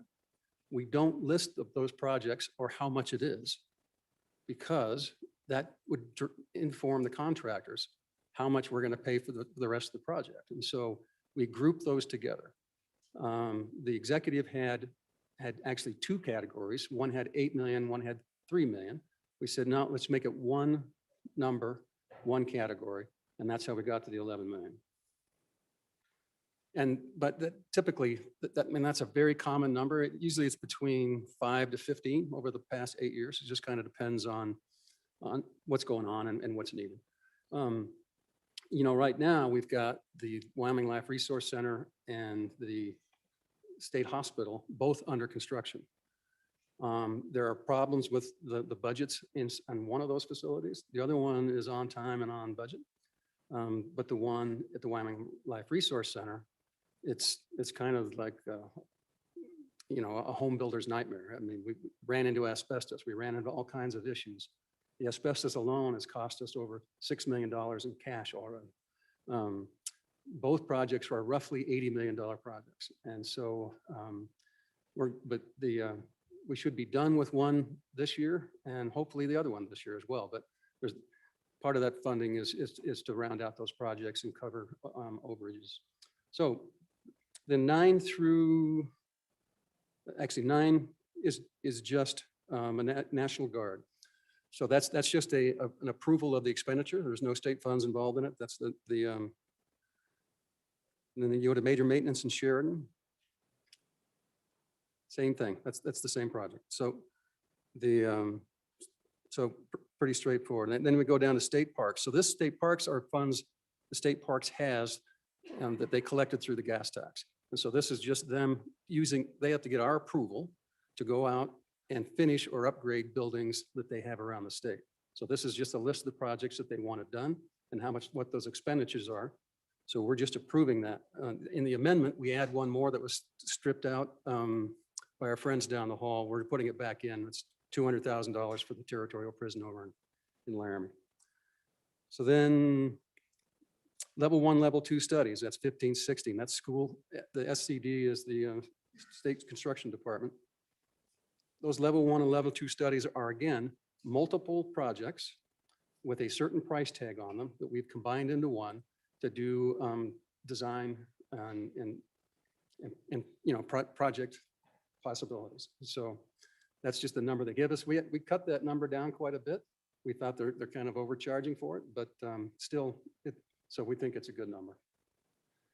Then let's go down to the community colleges. So there are 4 community college projects there that are funded in a basket. What we did last year is we funded a portion of all of those projects. And in this body, when it went to the other side of the body, they defunded all of the projects. And these projects are one of the kind of the hurdles, if you will, of why we didn't get a CAPCON bill last year. We walked away because we couldn't get an agreement between the committee, the conference committee.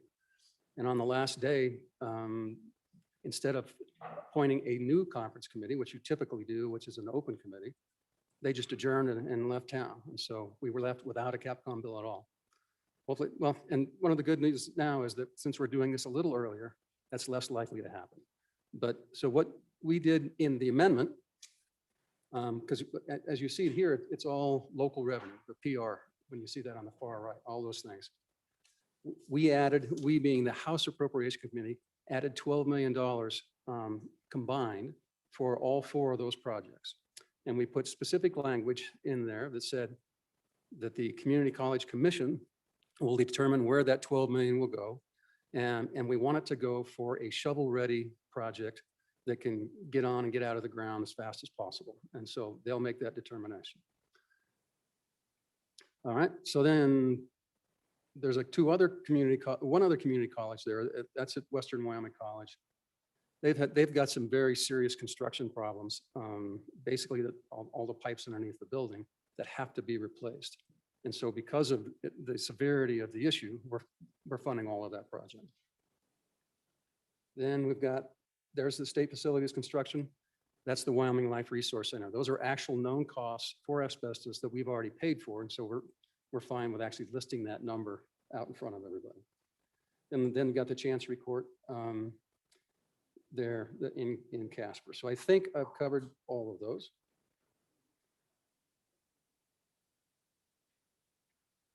Okay, now let's walk through the footnotes just real quickly. Number 1, that has to do with the state parks. That's an amendment that was brought in by the Senate last year.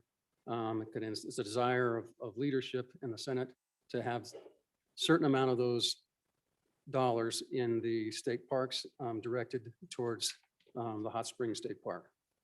Number 2, this has to do with, I talked about that a little earlier about what you do and don't do of computation on the square footage for community colleges. I think the rest of them are pretty self-explanatory. And then in the amendment, we insert there down under line 15 that talks about the duties of the state of the Community College Commission on the new 12 million that we've added and how they will allocate that out and the guidelines that they follow. And if you look at the amendment, that's on page 2, line 15. Construction Department, in consultation with community colleges, shall allocate projects prioritized on design completion, earliest established construction timelines, and availability of matching funds. So the other component is that 12 million, to use it, you have to raise another 12 million in order to get it. So that's how we make our dollars go as far as we can make them go. and it makes everyone in the community college districts and their buildings have skin in the game. All right, and so then it's not, the next addition to that in the amendment is it has to be a one-to-one match. So that's what that, the new number 6 is. So then going over to page 6, this is the University of Wyoming. We gave the University of Wyoming $12 million. So we try to, if we can, be relatively equanimous to the UW and to the community colleges, just because it's kind of just our position that it's the right thing to do. We don't always do it. It's changed a lot. It varies from year to year and budget to budget, but that's what we're doing in this budget. And in particular, we're directing this to go to the University of Wyoming Law School. So why are we picking the law school? Law school hasn't been remodeled since 1977. The project that they're doing is they're creating there's a critical need for practical training on campus, for clinical practical training. They simply don't have the room to do it. Right now, they do it in the basement of a bank because they don't have enough room in the law school even to conduct the training. And where they do conduct it, it's not compliant with ADA, all that kind of stuff. And so we just need to upgrade the building, and we have to expand it because now the ABA requires a minimum of 6 hours of clinical training, which means that a lot more students are going to be doing it now than have ever done it before.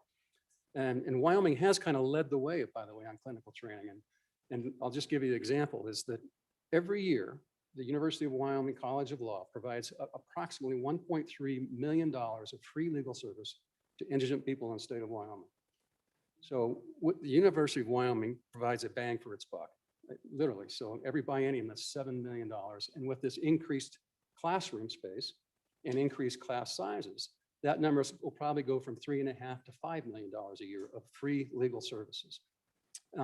So this has required matching funds. UW Law Schools already have commitments to, between 5.5 and 6 million.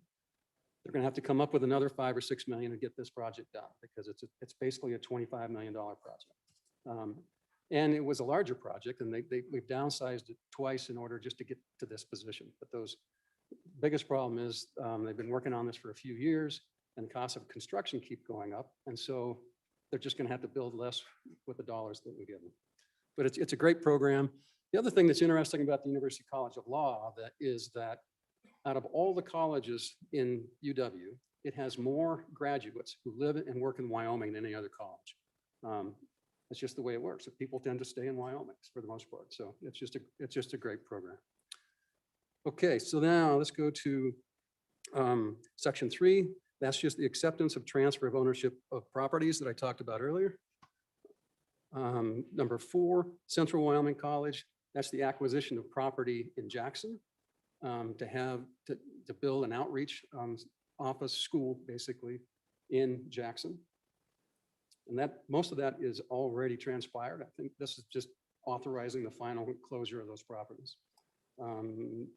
Next, the McGee building is lines 11. Sections now the new section 6, that's $1.8 million. These dollars have already been appropriated. They're out there. We're just reappropriating those dollars for the DFS building in Fremont County. It's a building that exists on the Wyoming Life Resource Center that we're converting. So we're trying to use existing space, existing parking and all those things, but we're converting the building over for DFS. Okay, let's go to page 8. It talks about the Casper office building. This is just a continuation of the task force that exists that are overseeing the Casper College office building.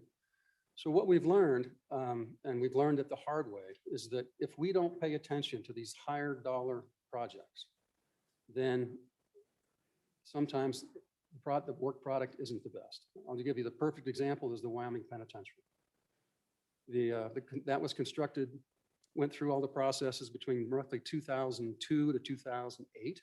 It was kind of a hodgepodge way they did it. And the building failed on us about 4 years ago. Literally failed on us, and it cost us, I think, about $18 million to bring it back up to snuff, make it last another 15 or 20 years. And so, and the products, the buildings change on the ground. And if we're not there when during the construction process, we just don't get the same product. And so there's another example is the Wyoming Life Resource Center and the state hospital. There's an oversight group that meets every week, or originally did, and then went to the site almost once a month for the last 2.5, 3 years. And the representative from Lander is on that committee. I'm on that committee, and some folks in the Senate are on that committee. And I can tell you without any doubt that having the representative from Lander on that committee has saved the state anywhere between $5 to $10 million, just like that. Because he's on site, he understands construction, and there were just things going on that were just shouldn't have been going on. So same thing. So when we had the Casper office building, we said $40 million plus project, we need someone on the ground with eyes and ears to follow the construction process. And this just continues that, outlines their responsibility.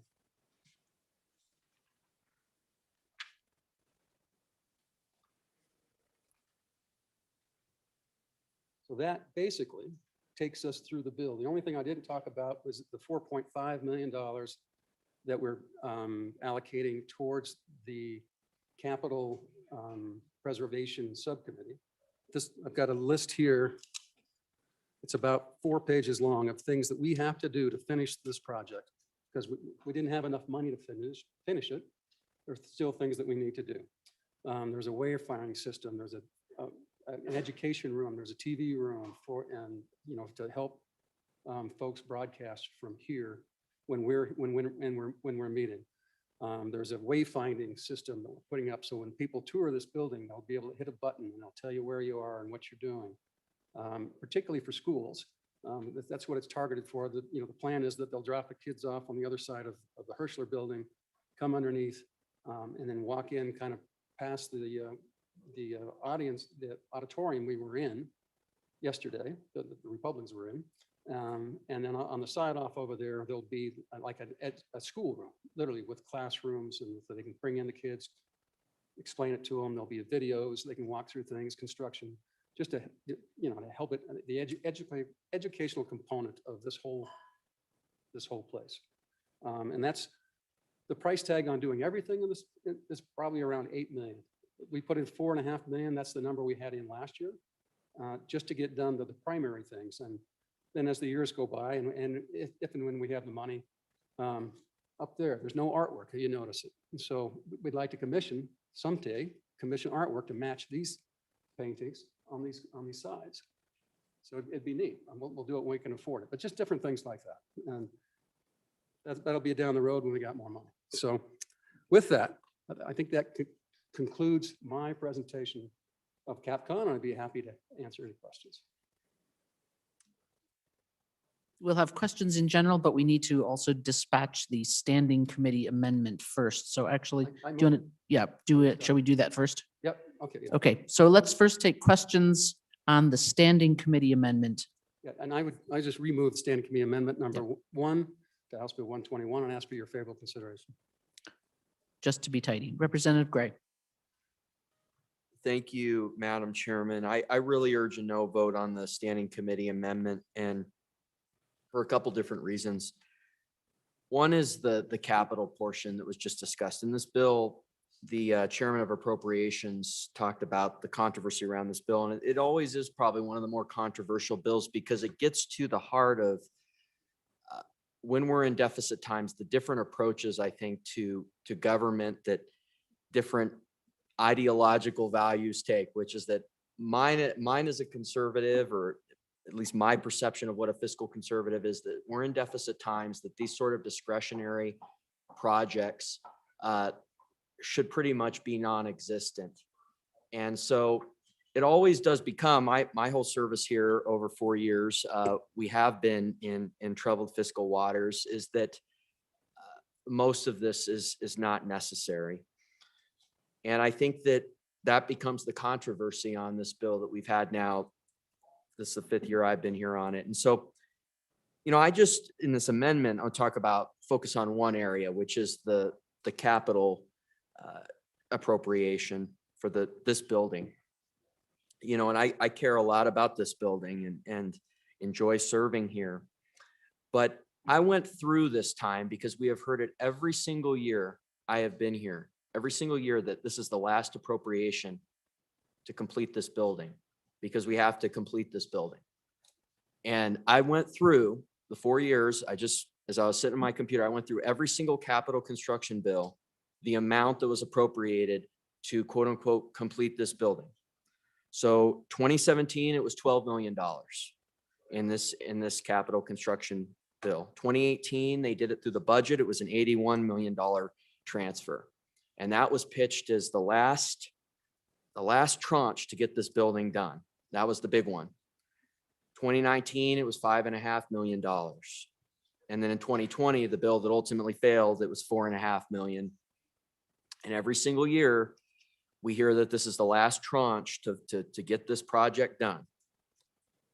And I am really beginning to doubt whether we will ever hear the end of it. And I just think at some point, this body has got to draw the line and say, you know, we were down in that auditorium last night, or at least the majority party caucus down there. That was one of the shelled out rooms that one of those appropriations was for, to complete that building. That was the last room that was shelled out.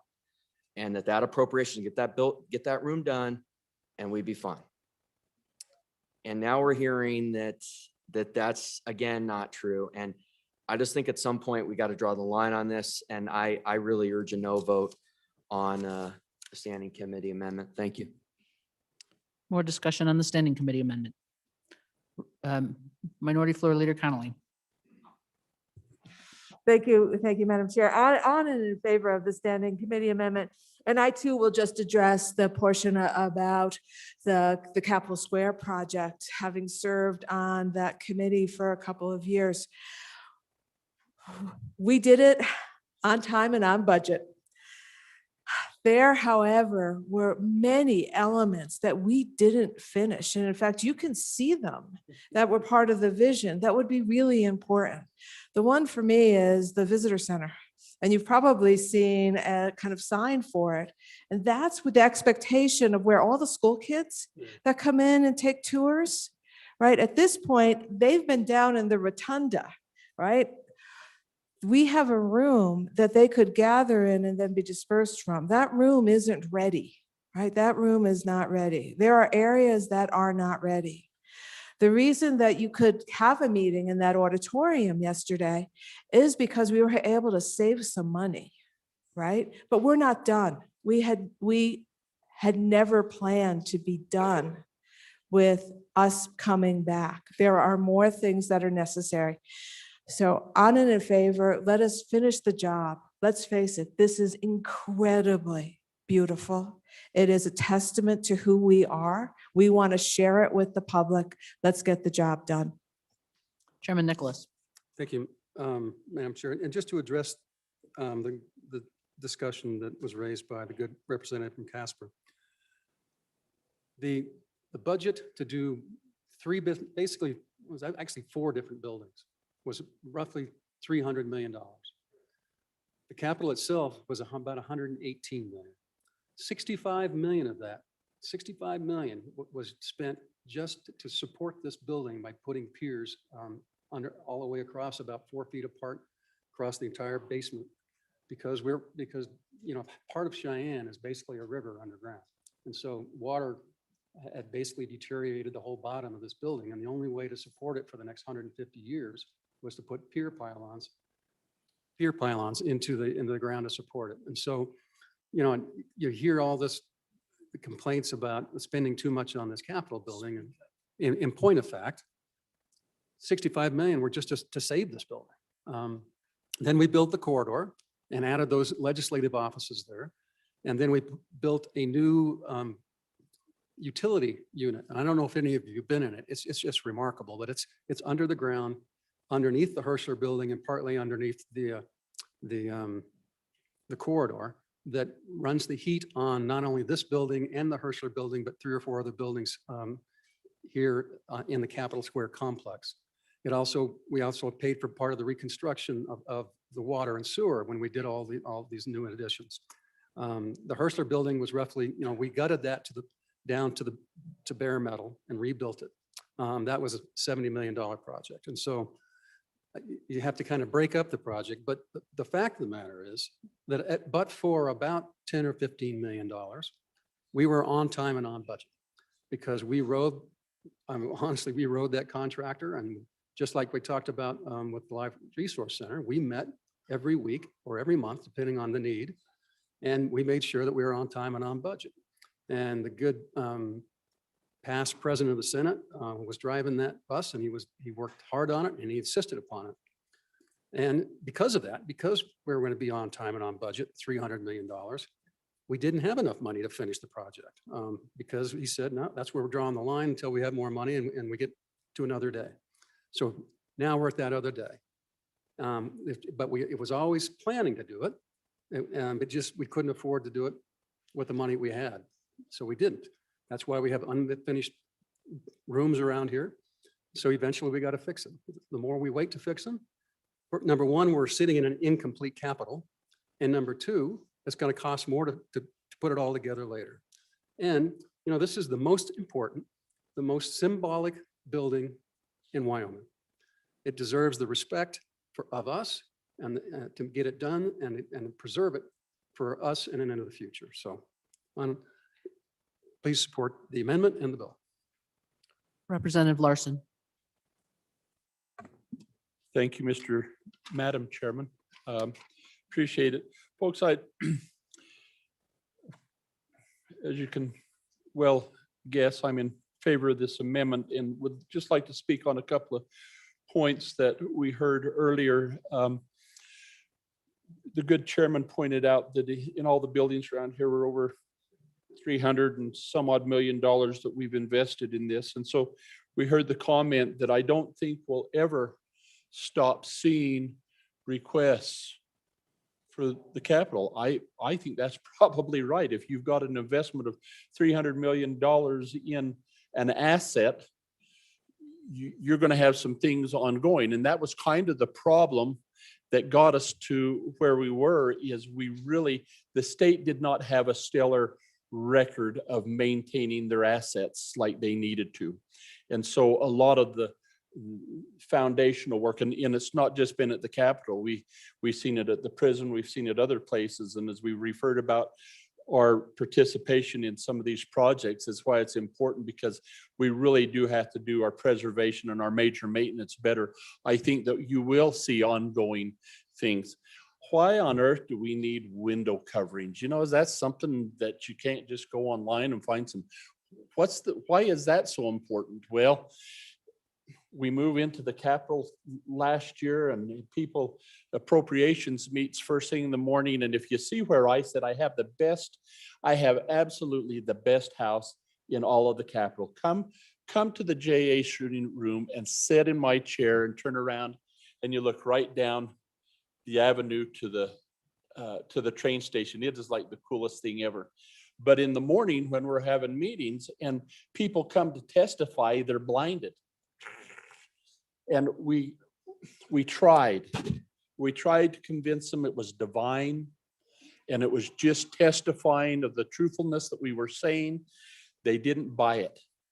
I think it was you that didn't buy it, but it was really, and as silly as it may sound, we had them come in, we put the dark stuff on the window 2 or 3 times until it looked like a welder's helmet. And then we says, you know, we really need to do better than this. And there's some window coverings, things like that we didn't anticipate once the building was done. The wayfaring has always been out there. Whenever, for the last 2 years, and I see this, it reminds me of a piece of molding in my house where you go downstairs that I haven't put this piece of molding on probably 5 years now. Drives my wife crazy. And I look at it probably this weekend. I'm going to get that. I'll do that. Here we are trying to finish this up. I would just really encourage us to let's put the corner molding on the corner and get some of this stuff done, and would encourage an aye vote on this. But I might add, I think you'll see ongoing stuff moving forward as maybe not right now, but I think it's inevitable. Representative Stiff. Madam Chairman, on and in support of the amendment. Remember, the big picture here is that the bill itself is $57 million less than what we approved just a year ago. And with respect to the specific improvements here to the Capitol, I think we need to recall that, what are people going to remember? People are not unlikely to remember the things that I say here today or what we do here today, but things like artwork that may seem frivolous nonetheless express something about who we are, and it becomes part of what lasts. So doing something that a quality project makes sense in the scheme of things, this is a good value. So on and in support. Any more discussion on the standing committee amendment? Representative Schwartz. Thank you, Madam Chairwoman. Short guy. We have been talking mostly about this from the perspective of legislators, because that's what we are. And that's appropriate. But I'm in this building a lot when none of us are here on weekends.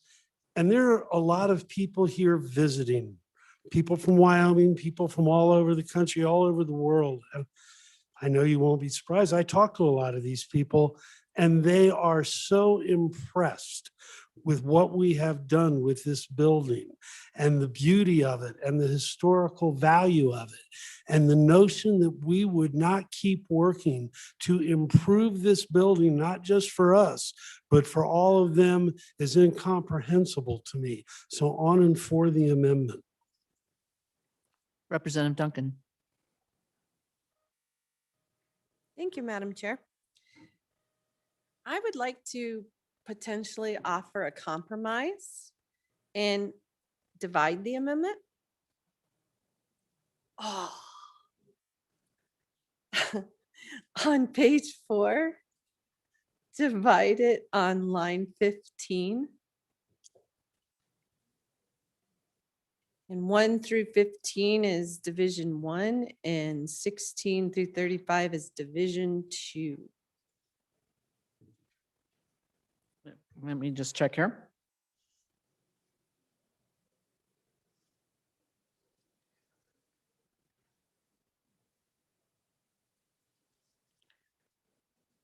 Did I say 16 through 31? Sorry, 16 through, no. Oh, I'm sorry, Madam Chair. 16 through 31 is Division 2, and 32 through 35 is still Division 1. Okay, so Division 1 is actually page 1, 2, 3, and page 4 through line 14, then picking up again line 31 through the end, and then Division 2 lines 16 through 30. Is that correct? Correct. Okay, which division would you like to speak on first? Let's do Division 2. Okay. Thank you. So Division 2 seems wasteful, frivolous. We don't need custom window treatments. We don't need noise reduction, and we don't really need the maquettes. If an artist really is really into their work and they really want to, they should potentially donate for us. So put that as part of their portfolio. It should be a work of pride to have their work here at the Capitol. Noise reduction and cancellation, it'd be great, but do we really need it? And then I know the sun's shining into our eyes and the JAC room, but truly it's a luxury. We really don't need it. And so for the sake of maintaining the full amendment, perhaps we can get rid of section Division 2, and I'd urge a no vote on no.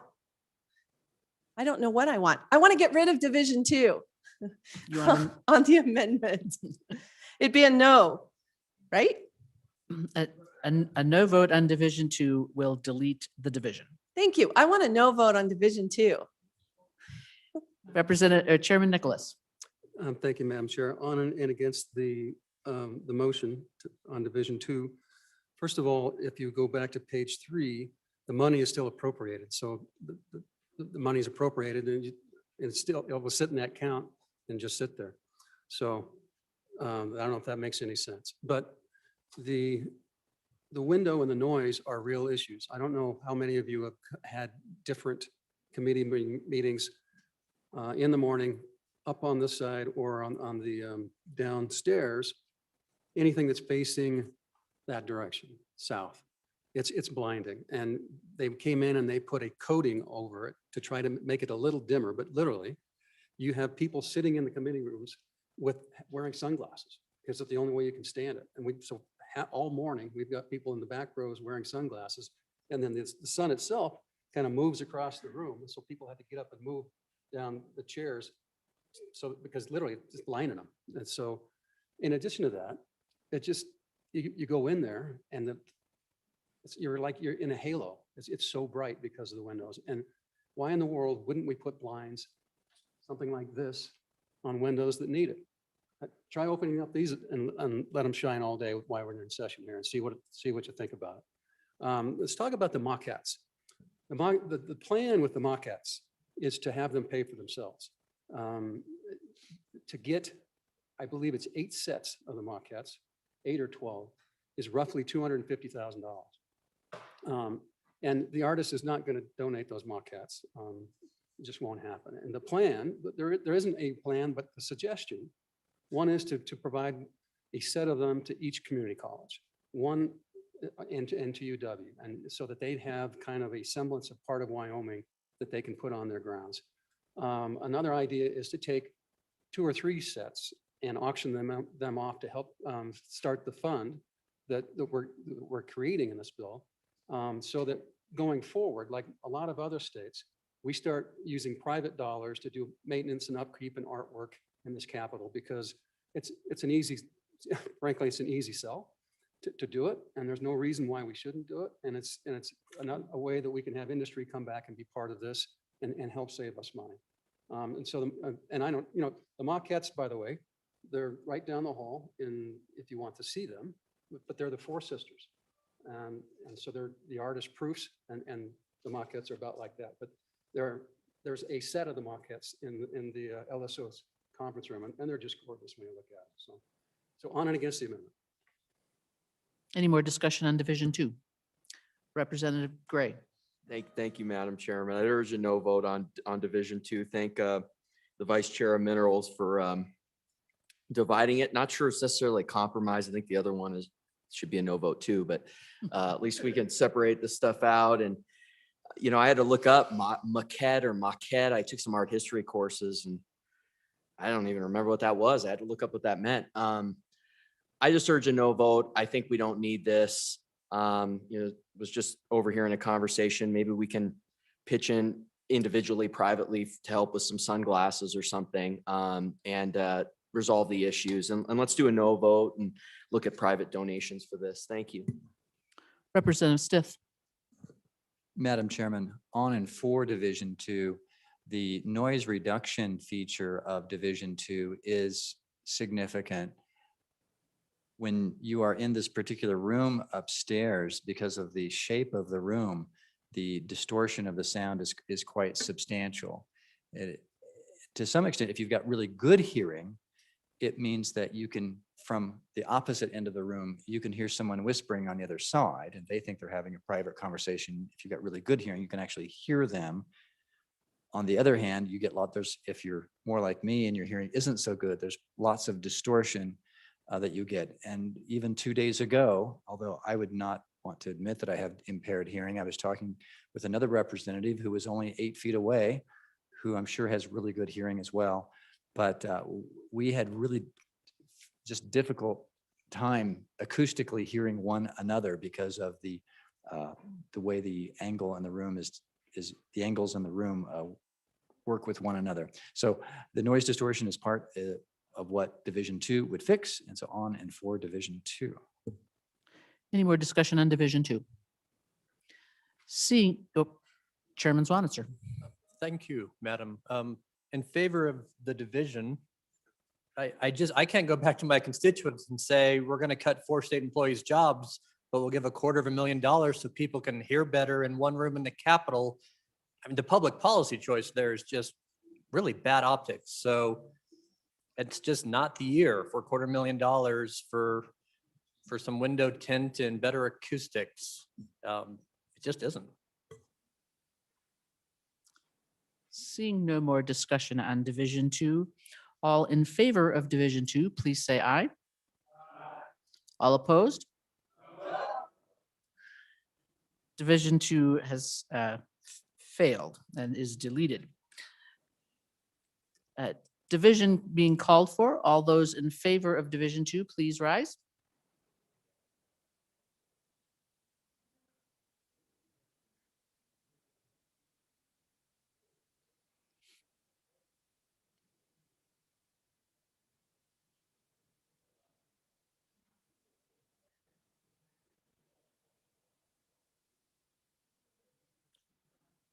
Oh, 25, 26.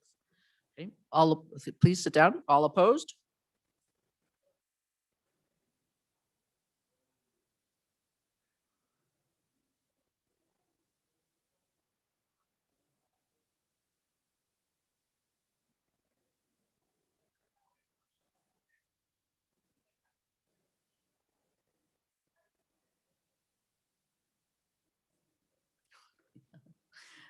That division has failed 26 to 27. We are back on Division 1. The haloed Chairman Nicholas, any last comments on Division 1? Question being called on Division 1. All in favor of Division 1, please say aye. Any opposed? I'm sorry, the chairman is in doubt. Will all in favor of Division 1 please stand?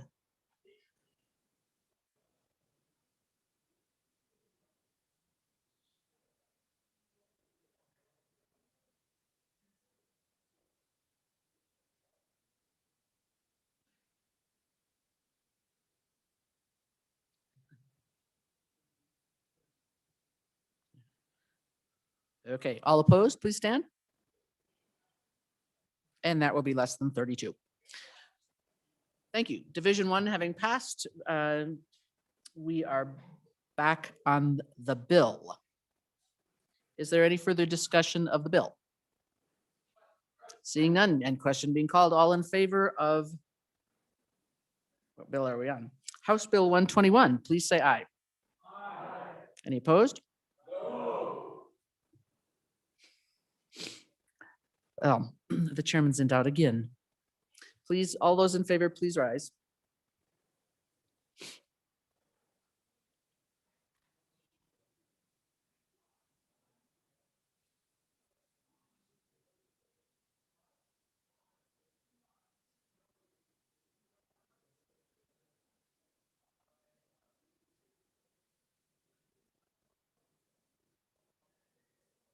Okay, all opposed, please rise.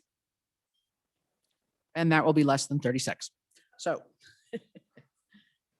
House Bill 121, having passed Committee of the Whole. Lost track all of that wonderful discussion that this past Committee of the Whole. Okay, are we going to Majority Floor Leader?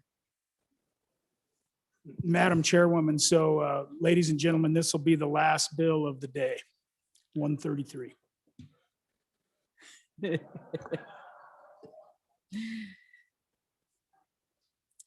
Okay, the next and last bill for our consideration is House Bill 133, and the reading clerk will read the bill. House Bill 133, sponsored by Representative Walters. Online sports wagering, an act relating to online sports wagering. Mr. Speaker, your committee number 2 appropriations, to whom is referred House Bill 133, online sports wagering, respectfully reports same back to the House with the recommendation that it do pass with the following amendments. Ayes, Representatives Kinner, Larson Lloyd, Nicholas, Schwartz, Stith, Walters. Noes, Representative Simpson. Representative Nicholas, Chairman. You have heard the reading of the bill. What is your pleasure? Chairman Nicholas from the other corner. Thank you, Madam Chairman. I would move when the House Rise and Report it, do so with a recommendation that House Bill 133 do pass. And I'll turn the explanation over to the bill to the good representative from, the Standing Committee Amendment and the Standing Committee Amendment over to the good representative from Casper. Representative Walters. Thank you, Madam Chairman. I bring to you, friends, House Bill 133, and this is about online sports wagering. And so what this bill aims to do is create a regulatory framework for an activity that is already taking place in an illegal offshore market today. It's not good for our constituents and the consumers of Wyoming to be operating in this illegal offshore market. And the reason it isn't is there are no consumer protections. When they place a wager, they don't know if they will be paid. They don't know who the take that is taken out is oftentimes going to some very bad people offshore. There's no way to follow up and track it out of all of our jurisdiction. And so what this does is bring it into a regulated environment. It's really what our constituents are asking for, because in 2018, the large court in the largest court of the land said that sports wagering is now legal in all jurisdictions in the country, as long as you have a regulatory mechanism in place within your jurisdiction, being the states. And so now it is time for our great state of Wyoming to put in this regulatory environment to allow for online sports wagering, to bring our constituents out of the illegal market and into the regulated market. And so really what occurs is there's two models for doing that. There's about 23 states that have already done this just since 2018. And in those two models, you can have a sole vendor operating for the entire state, or you can have multiple vendors operating throughout the state. And the model that seems to be working the best in these states is the multiple vendor approach. And why that is because it creates competition. And so each of these vendors, they may offer the opportunity for you to place a wager on a large famous sporting event of some kind, but they all offer a different line. They all offer a different way to wager on the event. And then all of them offer unique wagers for unique events. So if you're into pickleball or ping pong or some of the lesser known athletic events in the world, different vendors may or may not provide the opportunity. And that's where the competition comes in. And the more competition that we have, members, the greater conversion from the illegal market to the regulated market that we create. And the final and the most beautiful part of this, and the real genius part of this, is that the state of Wyoming can make a little money off of this activity versus somebody in a foreign country that may even be using their profits to do bad things against the United States. So that can benefit the state of Wyoming instead of some foreign no good individual. So let's start with the bill. Starting with the bill, page 1 is just the overview of it. So really page 2 is where it starts. And that's where we start the definition section. Moving on to page 3, I'll point out a few of these definitions just to highlight them. On line 12, we have the commission. That is the Wyoming Gaming Commission. We created that last year here in the legislature. So that's who that is. The director is the executive director of that commission. Fantasy sports contest. We define what a fantasy sports contest is. And that carries on into page 4, as well as page 5. And then I want to point out on line 9 on page 5, a fantasy sports contest player. And we had to delineate the difference between the person who's picking the fantasy sports team and the athlete that they might be putting on their fantasy sports team. So the fantasy sports contest player is not the athlete. It is the couch potato that is putting together these teams. Online sports wagering. And so this is the definition for online sports wagering, and I will have a standing committee or a committee of the whole amendment to make sure that this is not just implied, but very, very specific, that this is for online only, using your computer, your tablet, your smartphone. This is not a way to set up a back corner of the local bar or the local restaurant for this, no physical location. So as I said, I will have a committee of the whole amendment coming here shortly to tighten that up even tighter, to make sure that we know this is only online, only basically in the comforts of your own home. So that the rest of us that don't want to participate in this don't have to be burdened by this. Then at the bottom of page 5 on line 21, we have the online sports wagering revenue. And what the revenue will be is the net. So what's wagered minus what's won, with a few taxes taken out, et cetera, that the definition describes, but it's really the net proceeds is what we're talking about here. Then on page 6, line 6, we talk about what are the prohibited wagers. And all of you are intelligent, so I'm not going to read all of this to you. Then as we move down to the qualified gaming entity, and what we've done here is, as I discussed in my introduction, we want to make sure we have competition in this market. And so we make sure that by doing that, we talk about gaming entities and make sure that there's enough folks that are offering these platforms to get out of that sole source and into a market full of competition. In the standing committee amendment on line 19, we will change that from operating in 5 jurisdictions to operating in 3 jurisdictions. Sporting event is defined. Then we move on over to page 7, the middle of the page. What is sports wagering?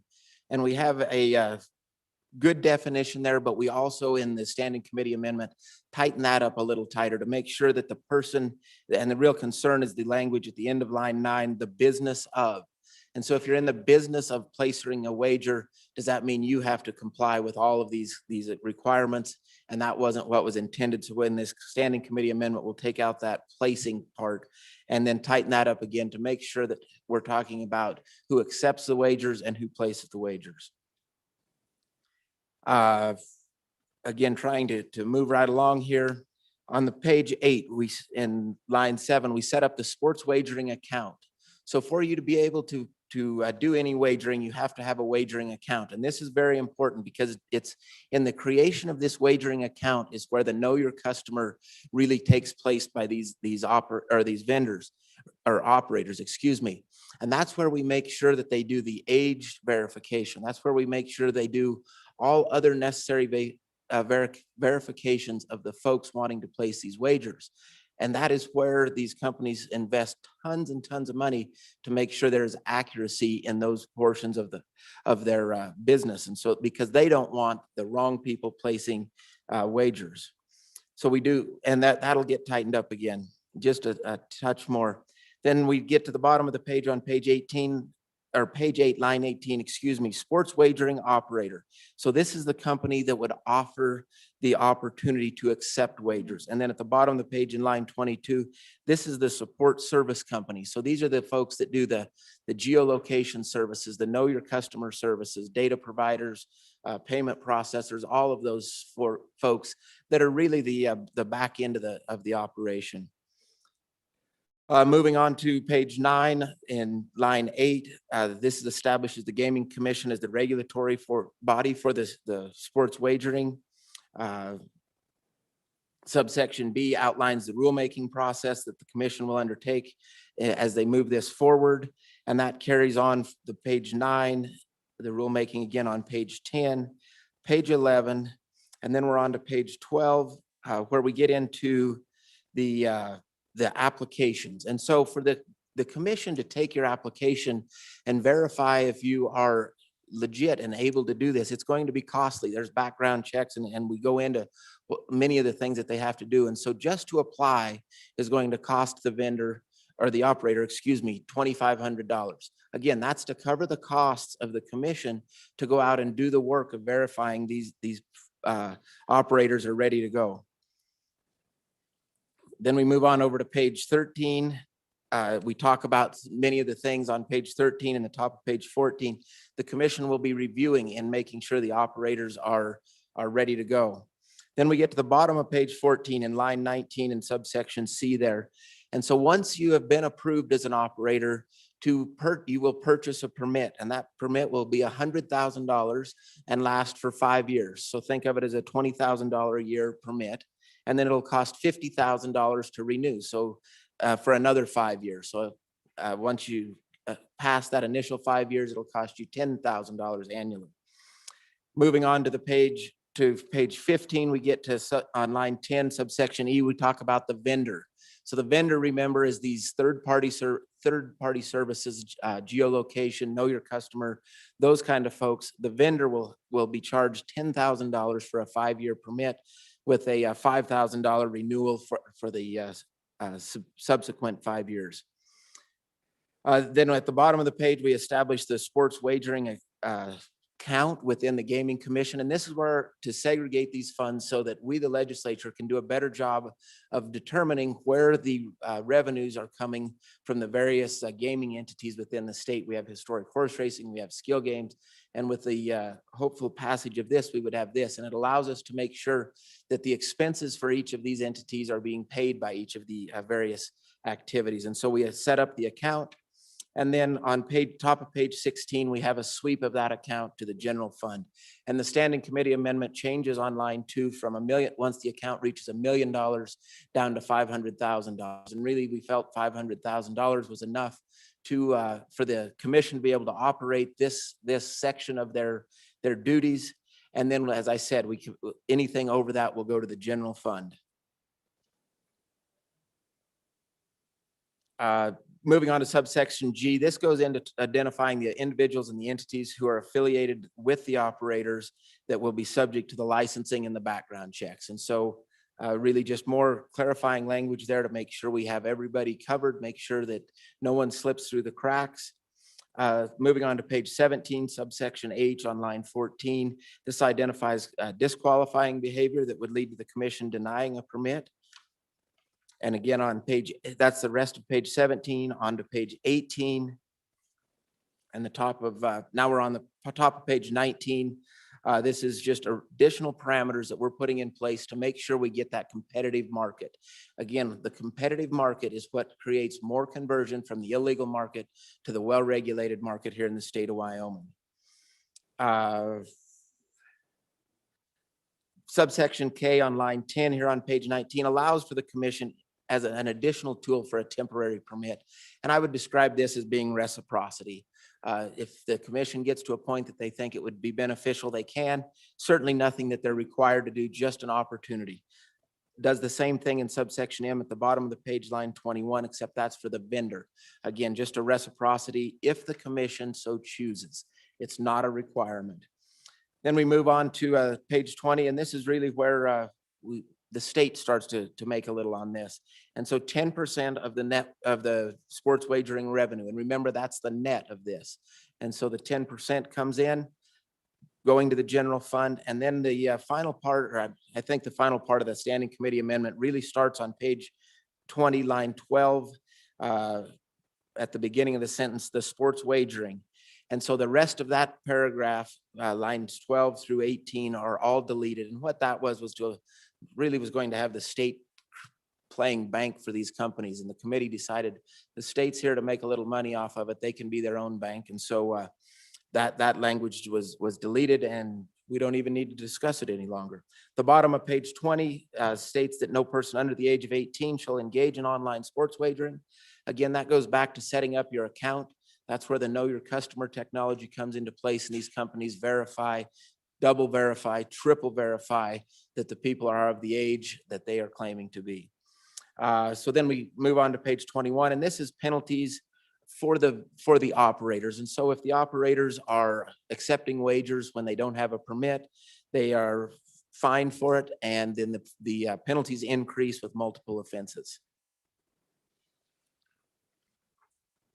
Moving on to page 22, we get into section 22 of the bill, or section 2 of the bill. And really what this is we have to go into our gaming and gambling statutes and make some conforming language come into here saying that sports wagering regulated under 924-101 through 924-106 is not going to be considered gaming, as well as sports fantasy contests. Again, that's conforming language, just in a different part of our statutes.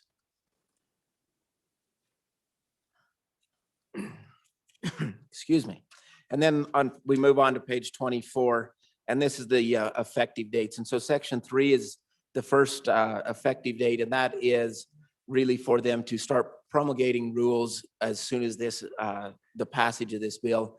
But the ability to actually start setting up the companies and moving into the ability to place wagers and all of that would not take effect until July 1st of this year. And so, like I said, the commission would be allowed to start creating rules immediately.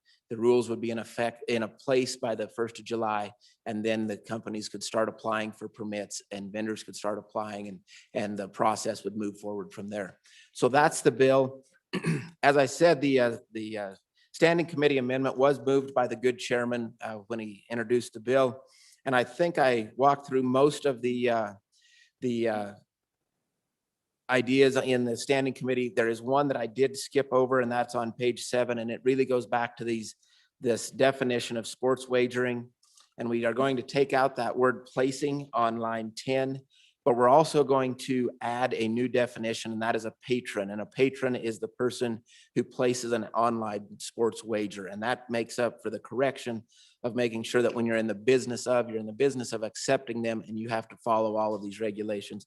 When you're the patron, you're just you're just out there placing the online wagers. So I think with that, I think I've covered all of those items as we went through it with the addition of that. I will also note that there was a mistake as this standing committee amendment came out. One of the pages for the standing committee amendment didn't make it to our good attorneys. And so I will be bringing that correction as a second reading amendment. It has to do with our good friends on the Wind River Indian Reservation. And what we have done is we have allowed for to apply for an operator's permit, you have to be operating in 5 jurisdictions, but we have made an exception for our good friends on the Wind River Indian Reservation, and we would allow a permit for each of the tribal members on the Wind River Indian Reservation. That was accidentally omitted somewhere in the paperwork transfer.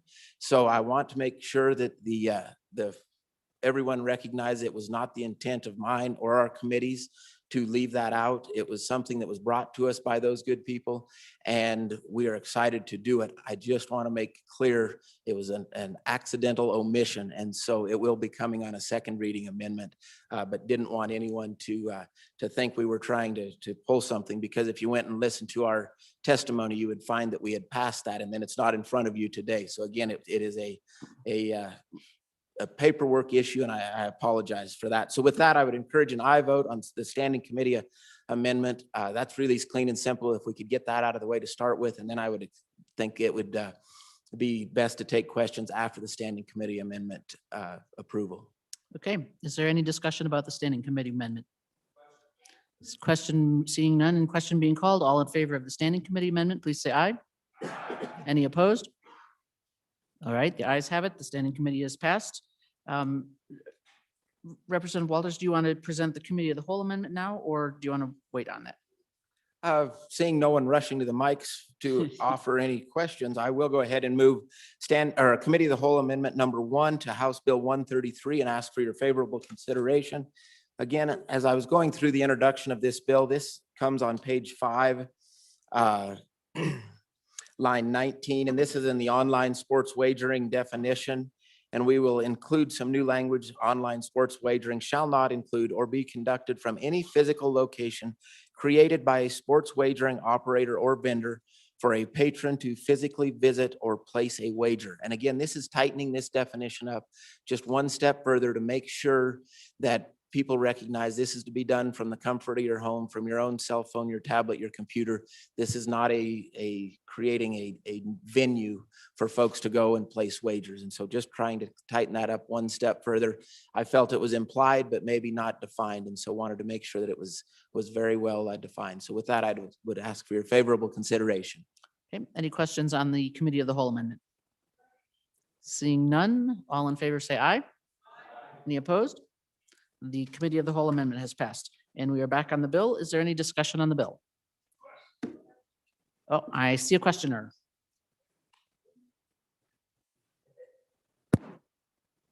Representative Simpson. Thank you, Madam Chairwoman. Members, I'm speaking on and against House Bill 133. This bill significantly expands the authority of the Gaming Commission. I want to make sure you're really clear on what this bill does. From the comforts of your living room, you will now be able to bet online on almost any sporting event there is. The Olympics, professional sports, college sports, amateur sports, almost any event out there that's a sporting event, there's going to be a vendor that's going to want to hook you in so that you can gamble and bet on this. In the committee, a vendor told us that in Colorado last year, one state, 1 year, the online sports wagering paid out $1.5 billion. That's a B, $1.5 billion. No information was given on what the operator or the state creamed off the top. But let's assume that it was a reasonable payout and that the gamblers participated and the majority of the money was returned. So what is the harm in that? We're looking at, let's say the Olympics, the 100-yard or 100-meter dash, and there's 7 runners and a group of people choose the runner from Russia, others choose the runner from Canada and all, wherever they were, and the winner takes all, life is good. So what's wrong with that concept?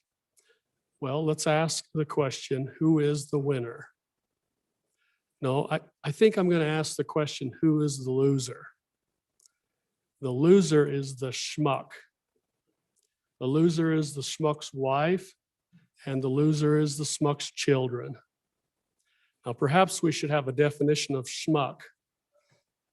Maybe I'll offer an amendment to that effect. I would submit to you the schmuck is every single person in the state of Wyoming. The reason is because professional gamblers are very good at what they do. They are professionals. It's their lifeblood. They eat, drink, and sleep gambling.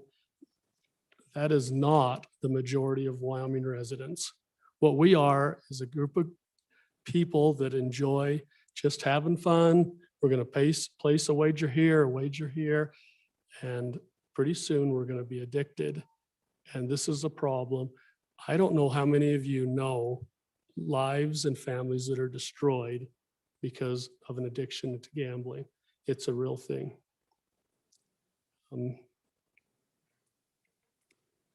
I'll admit, this is a moral issue. A vote for this bill is equivalent to turning every single home potentially into a gambling hall. It gives access to everyone to develop that addiction.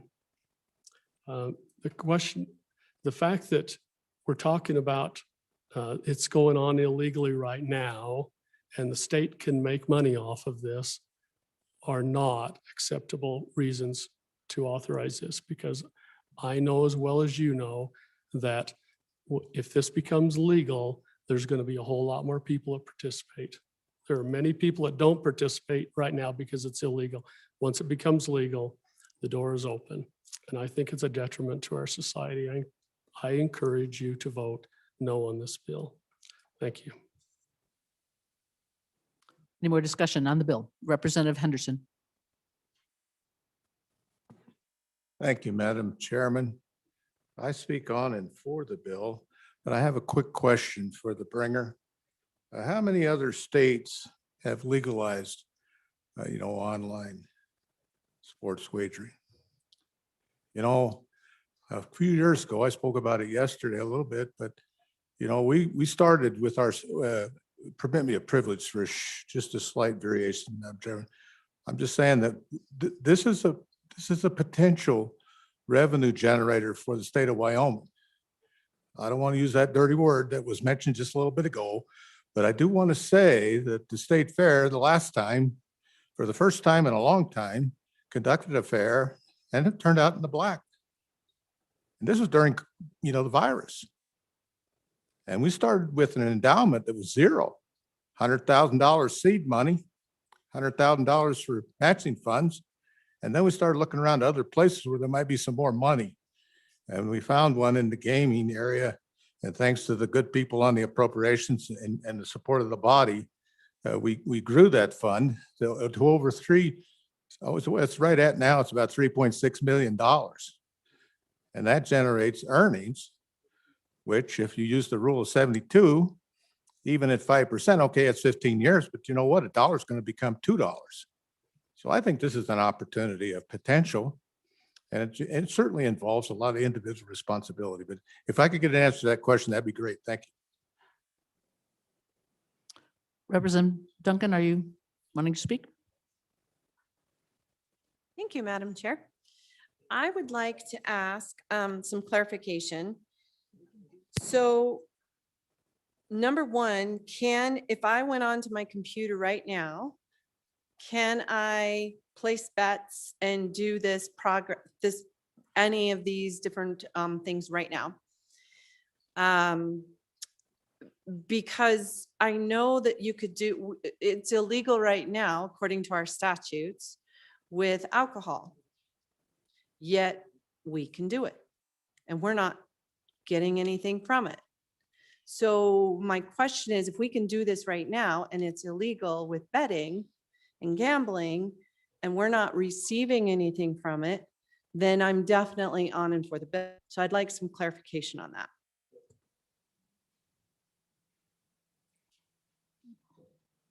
Does anyone from the back or Representative Clifford, are you trying to speak? Can I ask a few questions? Thank you, Madam Wonderful. Chairman. I would just like the bringer of the bill to clarify again. This is real serious to my people. Could you clarify what you mentioned about the tribe in a permission or including us? If you could just repeat that, I'd appreciate it.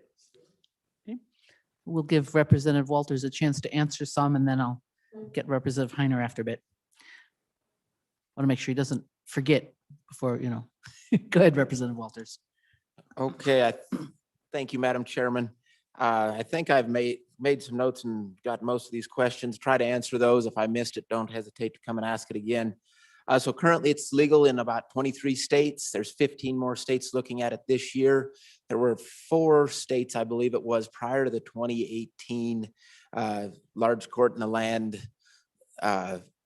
change in the ruling that already had that in place. And those are the big states that you would recognize where wagering goes on a lot of other activities.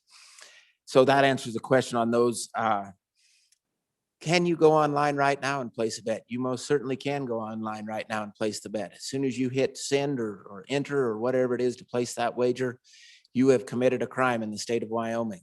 The thing is, if you've done it on your computer or your smartphone, it's extremely difficult for anyone to police that. And so it happens. It happens all day, every day. This is what's going on in the state of Wyoming and but the trouble is, our constituents, the consumers in the state of Wyoming, are not protected, because if you place that wager and have a chance to win and don't get paid, there's nothing you can do. You're just out the money, because there is no regulated environment. There is no one to place a complaint with. By creating a regulated environment, it creates a safety mechanism for our constituents and for the consumers that are already doing this from, as was mentioned earlier, the comfort of their living rooms. They're already doing this from the comfort of their living room. They're just doing it in a very high-risk manner. This allows them to do what they would like with their dollars in a lower risk manner, because they will have some consumer protections knowing that this is a regulated market. As to the question about the standing committee amendment and our good friends on the Wind River Indian Reservation, what this does is there's a requirement that to be eligible for a permit, you have to be operating in, it was 5, now it's 3 jurisdictions, 3 other states. And we're doing that to make sure that you are a good, upstanding operator.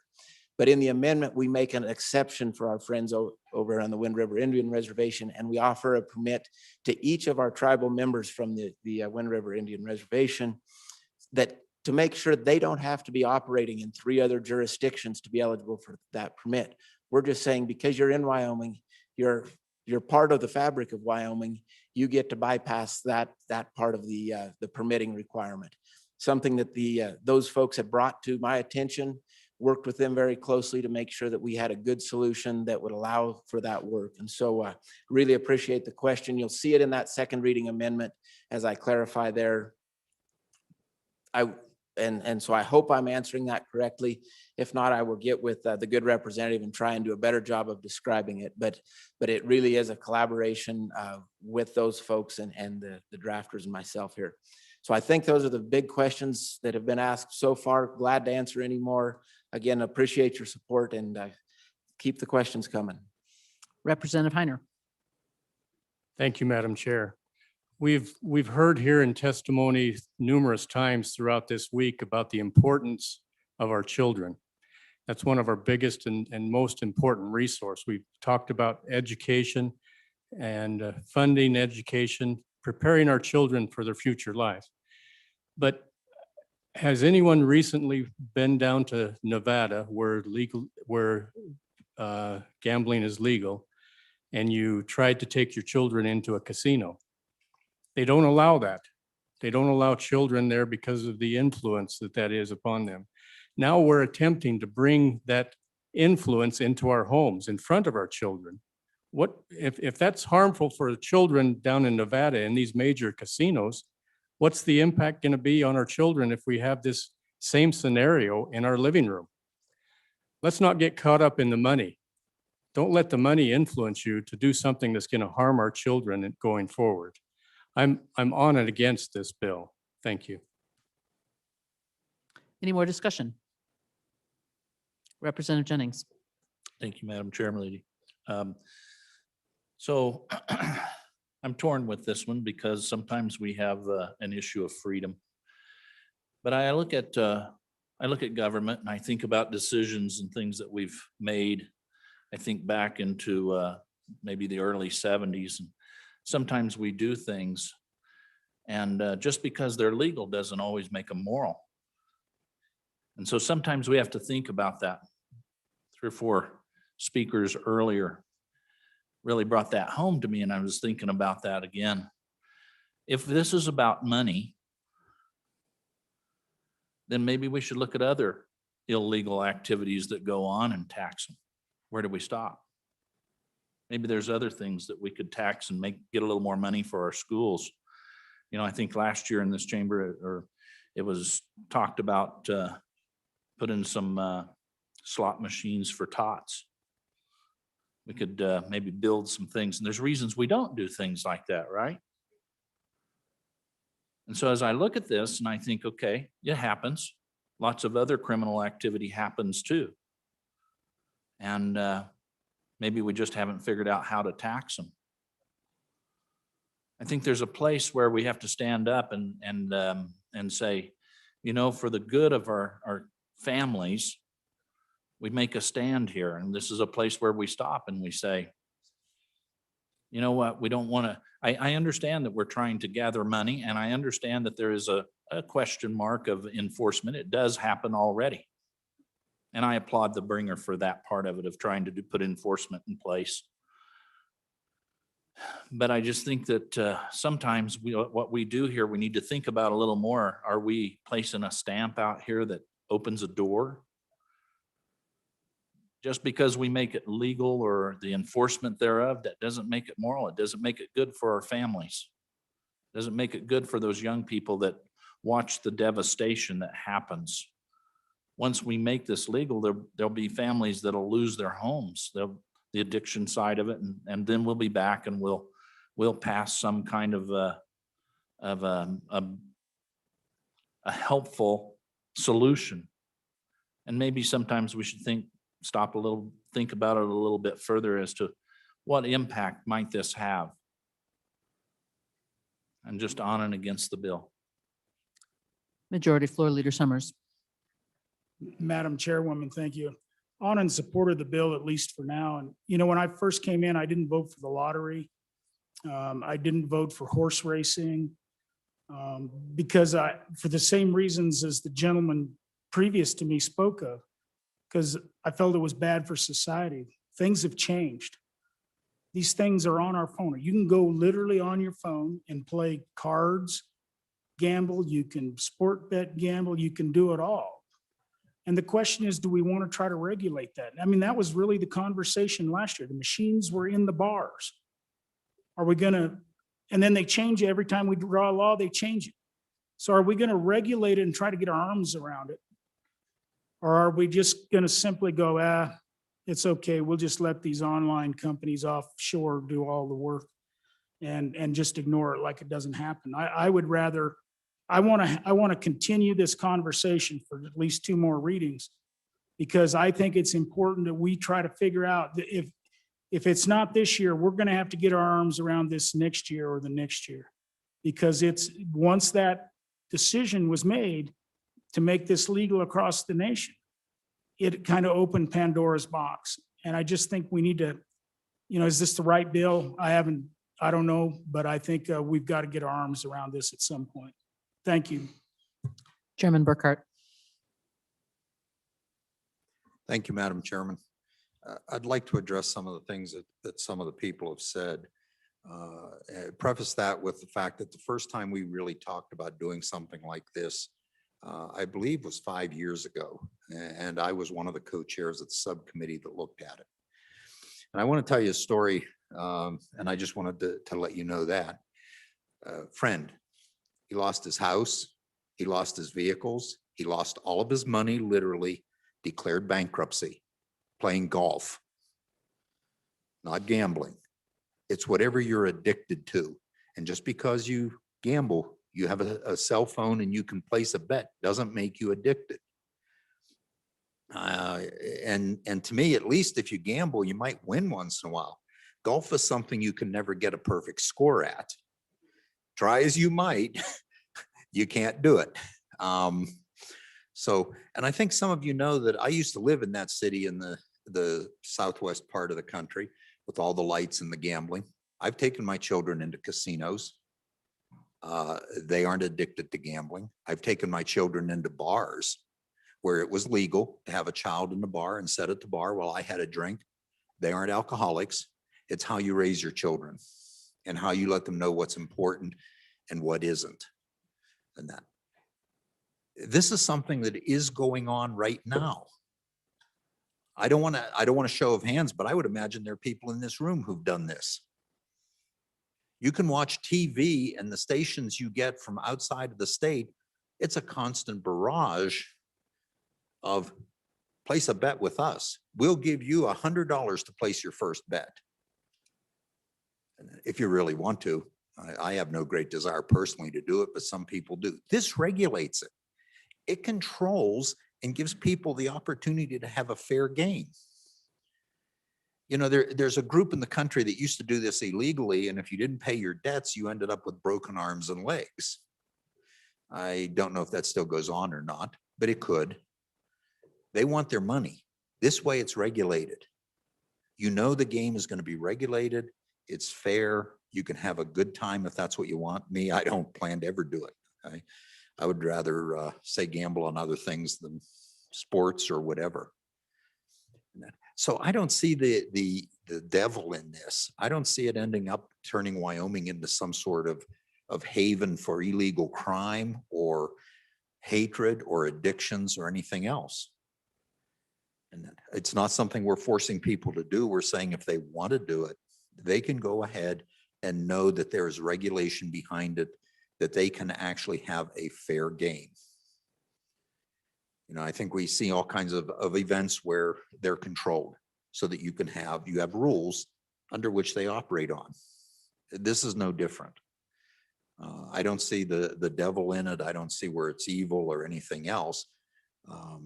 It's how you take things, how you let them influence you and your family. And I think that's the big thing. And yes, it is possible they can come in and convince you to bet your life savings. But we take a lot of gambles every day that have nothing to do with money. So I'm on it for the bill. Estimate is potentially $1.2 billion, and that was 5 years ago, could be gambled out of Wyoming. You want them to do it illegally? Or do you want it done legally? Your choice. That's all this bill does. Keep it illegal or make it legal and control it. So on and for the bill. Representative Burt. Thank you, Madam Chairman. I guess my 2 cents on this one is a little bit more on the personal responsibility and freedom side of this. I'll never argue against anybody's personal moral values because those are what hold us near and dear and kind of put us on the path of where we're at. I can tell you I've been all over this world as a military member, and I've been to a lot of, we'll call it some shady places across the world. But I still have my house, I still have my cars, and I still have my personal property possessions because my parents raised me to the point where, I have good solid values in life. And I think that's where we need to be at. And if you can raise your children to have good solid values, then the positions where they come in life will give them that direction when they make those decisions. I don't think it's our responsibility as legislators to legislate somebody else's personal responsibility away from that. If somebody wants to spend $1,000 out of their pocket, that's the money they worked for. Are we going to tell them where they can go to work and how much money they can make? Well, there are some of those legislative ideas out there as well. But if someone wants to spend the money, they go out and they work a hard day at earning, and that's the money they can spend it. Are we going to tell them they can't spend it drinking now? I mean, where do we stop the line of where we legislate what somebody can and can't do with their money? That's basically it. It's not our money to tell them what they can and can't spend it on. So I think that's how we have to think about things. It's, if you're against something, then hold on to that value. I agree with you wholeheartedly, that if that's what you believe in. I don't believe in drinking and driving. That's just something I truly believe in. I'm not going to do that. Granted, it is against the law. I get that. And it does happen. I get that as well. But me personally, I've been able to make the choice in life not to do that, not to let it affect me or my family or anything else in my life.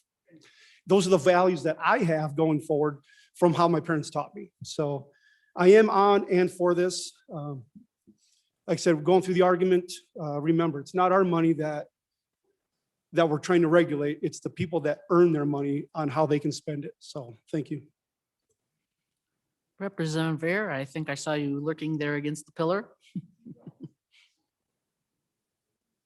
Did you call me, Madam Chairman? Yes, sir. Thank you, Madam Chairman. Colleagues, I wish that I was as eloquent and as articulate as many of you are, and I applaud my fellow colleagues from the western side of the state in being able to fashion such a persuasive argument. And I have no doubt, there's no question that it's happening, that sports wagering is, online sports wagering is occurring currently. And my only argument is this. Anytime we legalize an activity, we're going to get more of it. If you think that gambling is good, then you should vote for this bill, because we'll certainly have more of it than we do now. Even though it's happening already, when it becomes legal, it will become more engaged in by more people. And I think that fact is irrefutable. I don't think anyone can say that in legalizing an activity will not increase the activity. So I just think that's irrefutable. And if you think gambling is bad, then you should vote against this bill, because it certainly will create more of it in our state. Thank you. Representative O'Hearn. Thank you, Madam Chair. I'm on and for the amendment. It seems like it's a win-win. We get to recover the money that's going out of state, and we get to protect the people that are gambling.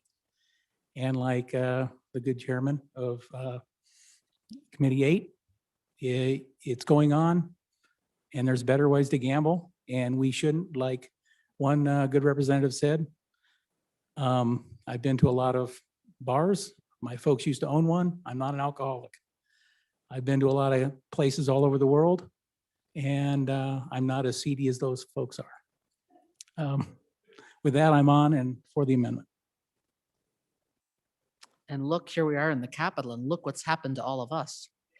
Representative Nyman. Thank you, Madam Chairman. I'm on and against the bill. It's, I'm new down here, and I've kind of been listening to you folks and all of us as we kind of address these different issues that we face. And I hear there's a lot of desire for liberty and freedom and be able to do these things. And I've actually heard the commitment or the argument made that, it's already happening. And so you can also say, well, while you're so busy figuring out that you can, did you ever stop to think about whether or not you should? And that applies to a lot of things in our lives. But the thing that gets me and a lot of folks is, and we're going to hear this same discussion in some other legislation, I'm sure, coming up, the fact that People around us are already doing this. I mean, why are we stopping this? I mean, we're looking at a potential revenue stream, but there's something that even when I was campaigning and it was asked even about other things we're going to chat about later on here. Why are you so hard on this? Why are you so concerned about this? Why are you so trying to stop me from being able to do something that I want the freedom to do in the quiet and the privacy of my own home? Well, in reality, folks, what you do in your own home is not stay in your own home. If you can't pay your bills and you can't feed your kids and you can't heat your home, then it instantly becomes my responsibility as a taxpayer to pick up where you can't take care of this. And so my attitude in this is, if you're going to do this, then take yourself off the public roll. Don't try to shoehorn your way into my shopping cart because you've made some life choices that are going to take away your ability to be able to be sovereign and ability to be able to support yourself and support your family. And this is, to me, yet another way that we can create an excuse or a way to be able to do this and put it under the guise of we're generating revenue, but we're really not. We're creating another avenue where people can be even more prolific with their ability to be able to spend money that I want to try to keep to feed my family, because now they've made a conscious choice to be able to exercise their freedom and suddenly not be able to heat their home. So they're going to ask me to be able to pay part of their electric bill or pay part of their rent or pay to get their kids to school. So if you want all this freedom and you want all this ability to do whatever you want without anybody telling you no, then also take the responsibility not to lean on all the rest of us out here that are paying these taxes to have to make up for those situations where you have maybe made some life choices that are very fundamentally detrimental to you, which does affect me. And with that, I stand against the bill. Thank you, Madam Chairman. More discussion on the bill. Representative Romero Martinez. Thank you, Madam Chair. So we start with, and I'm a gamer, but I'm more of an old school gamer. So I would support more the type of gaming that's fun and has family values behind it. And we start with one gaming option, then we have two, then we have three, and we have four. There's nothing wrong with gaming. In my family, I wasn't allowed to put money on it unless it was like under 50 cents. So that was to keep the risk low. Sometimes we did pennies, dimes. Once you got up to $1, boy, you're talking about some big money. Gambling is not sinful except when the indulgence is when it is inconsistent with duty. And not to get sidetracked and get off the bill or anything, but just as to get to the crux of the matter. And I won't name names, but I work with a guy who comes from, or I worked with a guy that comes from one of the Virginias. Comes in, gets a job, doesn't have a Wyoming ID. So much for Wyoming first. Has children back home. Isn't paying his children. There's no money going to his children. In my industry, we get day pay. Takes his day every single day. If he wants his freedom to go drink his booze and pull a lever, now you're just gonna let that same deadbeat play from his cell phone, destroy family values. And we said we care about human life. And it seems like today we just have been making commodities out of family life. And I'm not going to name names again, but with my family, which comes from the great enchanted state of New Mexico, we had a case where somebody really liked to do that. Next thing you know, they're playing with a revolver and something bad happens. That branch of my family had to take, like, I guess, a collective approach. Let's take this $1 billion debt and split it between 20 heirs.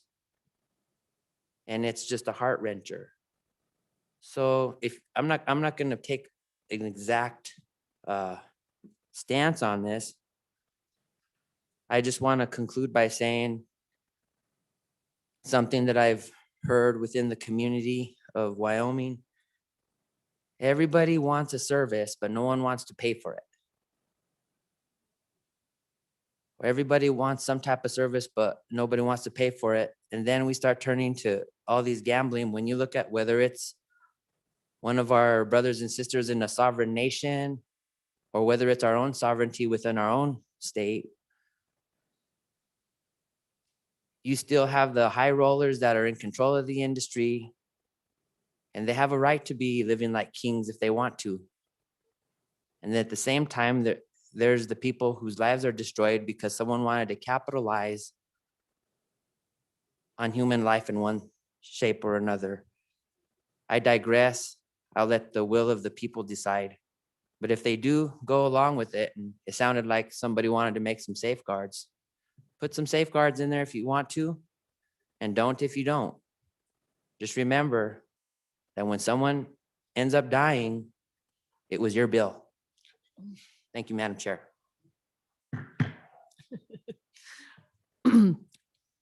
Yeah. Any more discussion on the bill? And make sure to stay specifically to the bill and not. Okay, question being called. All of those, when the committee of the whole rises to report. Sorry, I lost my page. I'll let too many. All those in favor of the bill, please say aye. Aye. Any opposed? No.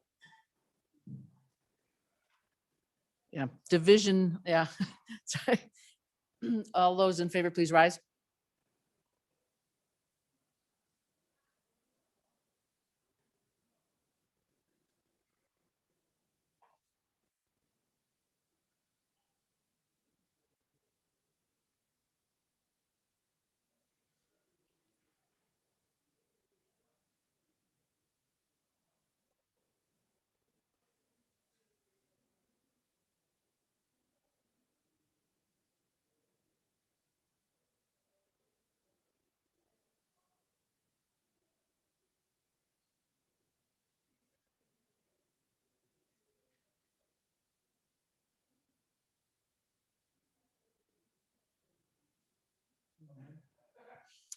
All opposed is fewer than 31. The House Bill 133 has passed committee of the whole. Mr. Majority Floor Leader, were you going to make some remarks?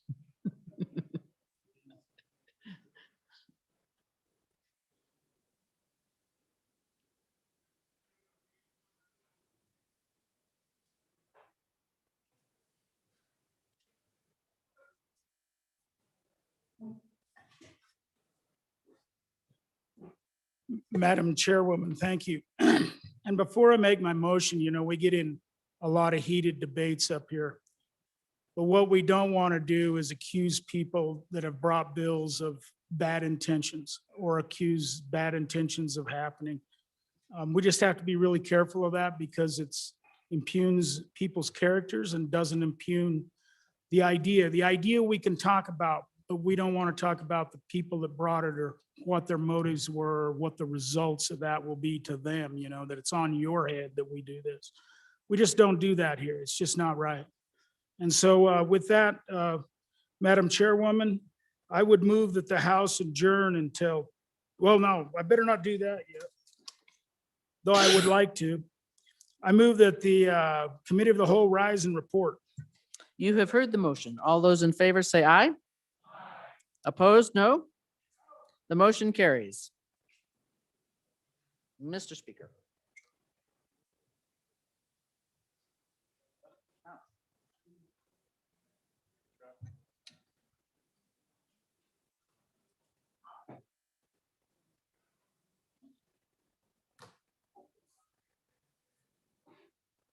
The reading clerk will read the committee of the whole report. Mr. Speaker, your committee of the whole, having had under consideration bills on general file, begs leave to report as follows. House Bill 73, to pass amended. House Bill 102, to pass amended. House Bill 101, to pass amended. House Bill 104, to pass. House Bill 33, to pass amended. House Bill 121, to pass amended. House Bill 133, to pass amended. Representative Wilson, Chairman. You've heard the committee of the whole report. All those in favor? Oh, sorry, Madam Chairman, go ahead. I move the adoption of the committee of the whole report. You've heard the motion. All those in favor, please say aye. Those opposed, no. The report is adopted. Congratulations, Chairman Wilson.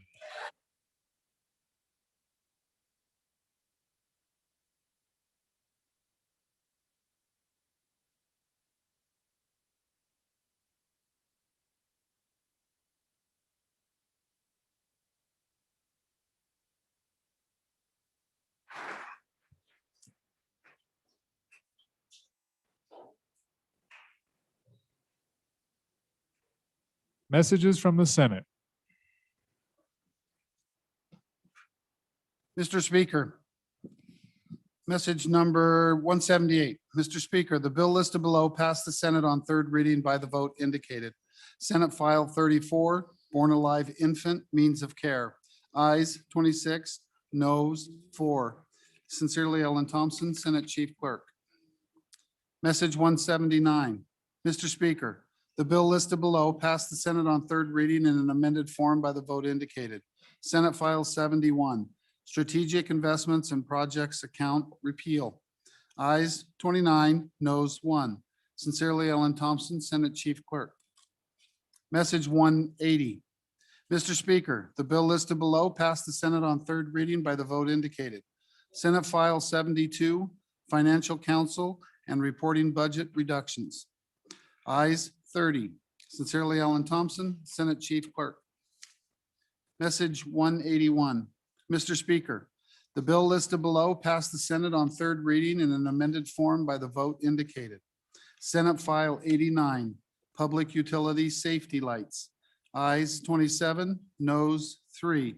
Sincerely, Ellen Thompson, Senate Chief Clerk. Message 183. Mr. Speaker, the bills listed below passed the Senate on third reading in an amended form by the vote indicated. Senate File 79, Medicaid billing for school-based services. Ayes 28, noes 2. Sincerely, Ellen Thompson, Senate Chief Clerk. Message 184. Mr. Speaker, the bills listed below failed to pass the Senate third reading by the vote indicated.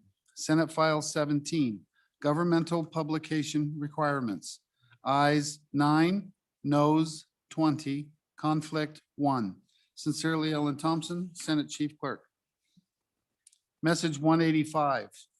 Mr. Speaker, the bill listed below passed the Senate on third reading in an amended form by the vote indicated. Senate File 6, Public Works Contracting Requirements Amendments. Ayes 30. Sincerely, Ellen Thompson, Senate Chief Clerk. Message 186. Mr. Speaker, the bill listed below failed to pass the Senate third reading by the vote indicated. Senate File 70, Fingerprinting Fees. Ayes 14, noes 16. Sincerely, Ellen Thompson, Senate Chief Clerk. Message 13. Mr. Speaker, in accordance with Wyoming Statute 2812-102, the Senate voted on the confirmation of the governor's appointments and confirmed all nominees by the votes indicated. Ayes 24, noes 6. Ayes 29, noes 1. Ayes 29, noes 1. Sincerely, Ellen Thompson, Senate Chief Clerk.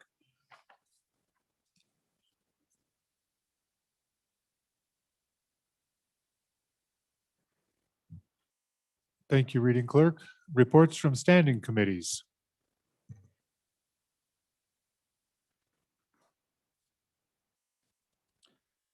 Mr. Speaker, your committee number one judiciary, to whom was referred House Bill 153, review of circuit court magistrate positions, respectfully report same back to the House with the recommendation that it do pass. Ayes, Representatives Larson Dan, Oakley, Olson, Provenza, Rodriguez Williams, Washit, Zwanitzer. Noes, Crago, Yin. Representative Olson, Chairman. Mr. Speaker, your committee number six, Travel, Recreation, Wildlife, and Cultural Resources, to whom was referred House Bill 112, Lifetime Pioneer Trapper License. Respectful report, same back to the House with the recommendation that it do pass with the following amendments. Ayes, Representatives Banks, Flitner, Haroldson, Hunt, Jennings, Knapp, Newsom, Sweeney, Winter. Representative Newsom, Vice Chairman. Mr. Speaker, your committee number seven, Corporations, Elections, and Political Subdivisions, to whom was referred House Bill 79, Subdivisions. Respectfully report same back to the House with the recommendation that it do pass. Ayes, Representatives Blackburn, Clausen, Clifford, Duncan, Air, Hunt, McGuire, Roscoe, Zwanitzer. Representative Zwanitzer, Chairman. Mr. Speaker, your committee number seven, Corporations, Elections, and Political Subdivisions, to whom is referred House Bill 96, Treatment of Animals. Respectful report, same back to the House with the recommendation that it do pass. Ayes, Representatives Blackburn, Clifford, Duncan, Air, McGuire, Roscoe, Zwanitzer. Noes, Representatives Clausen, Hunt. Representative Zwanitzer, Chairman. Mr. Speaker, your committee number seven, Corporations, Elections, and Political Subdivisions, to whom was referred House Bill 163, Federal Congressional Elections Residency. Respectfully report same back to the House with the recommendation that it do pass. Ayes, Representatives Blackburn, Clausen, Clifford, Duncan, Air, Hunt, McGuire, Roscoe, Zwanitzer. Representative Zwanitzer, Chairman. Mr. Speaker, your committee number 10, Labor, Health, and Social Services, to whom was referred House Bill 109, Local Health Officers Education Requirements. Respectfully report same back to the House with a recommendation that it do pass with the following amendments. Ayes, Representatives Flitner, Ottman, Romero Martinez, Stivar, Wharf, Wilson. Noes, Representatives Clifford, Connolly, and Hallinan. Representative Wilson, Chairman.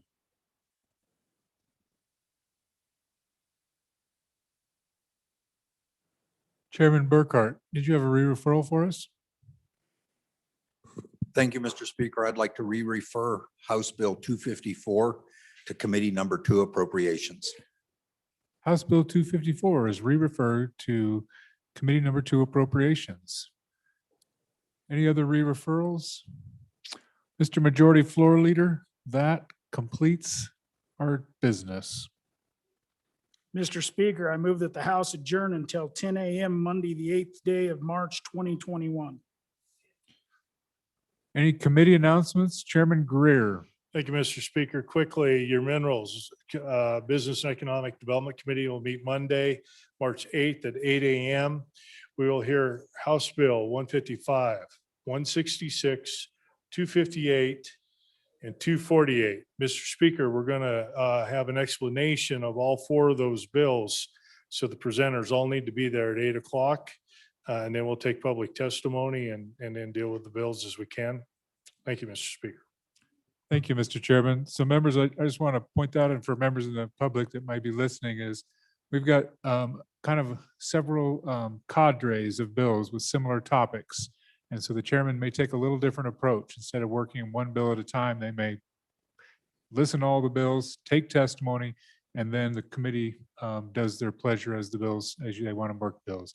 Vice Chairman Larson, for your first time. Thank you, Mr. Speaker. On Monday, March 8th, your committee number 2 will hear the following House bills: 132, 164, 219, 244, 263. We'll hear the re-referred 254 and any other re-referrals as time permits upon adjournment in room 113. Thank you. Chairman Paxton. Thank you, Mr. Speaker.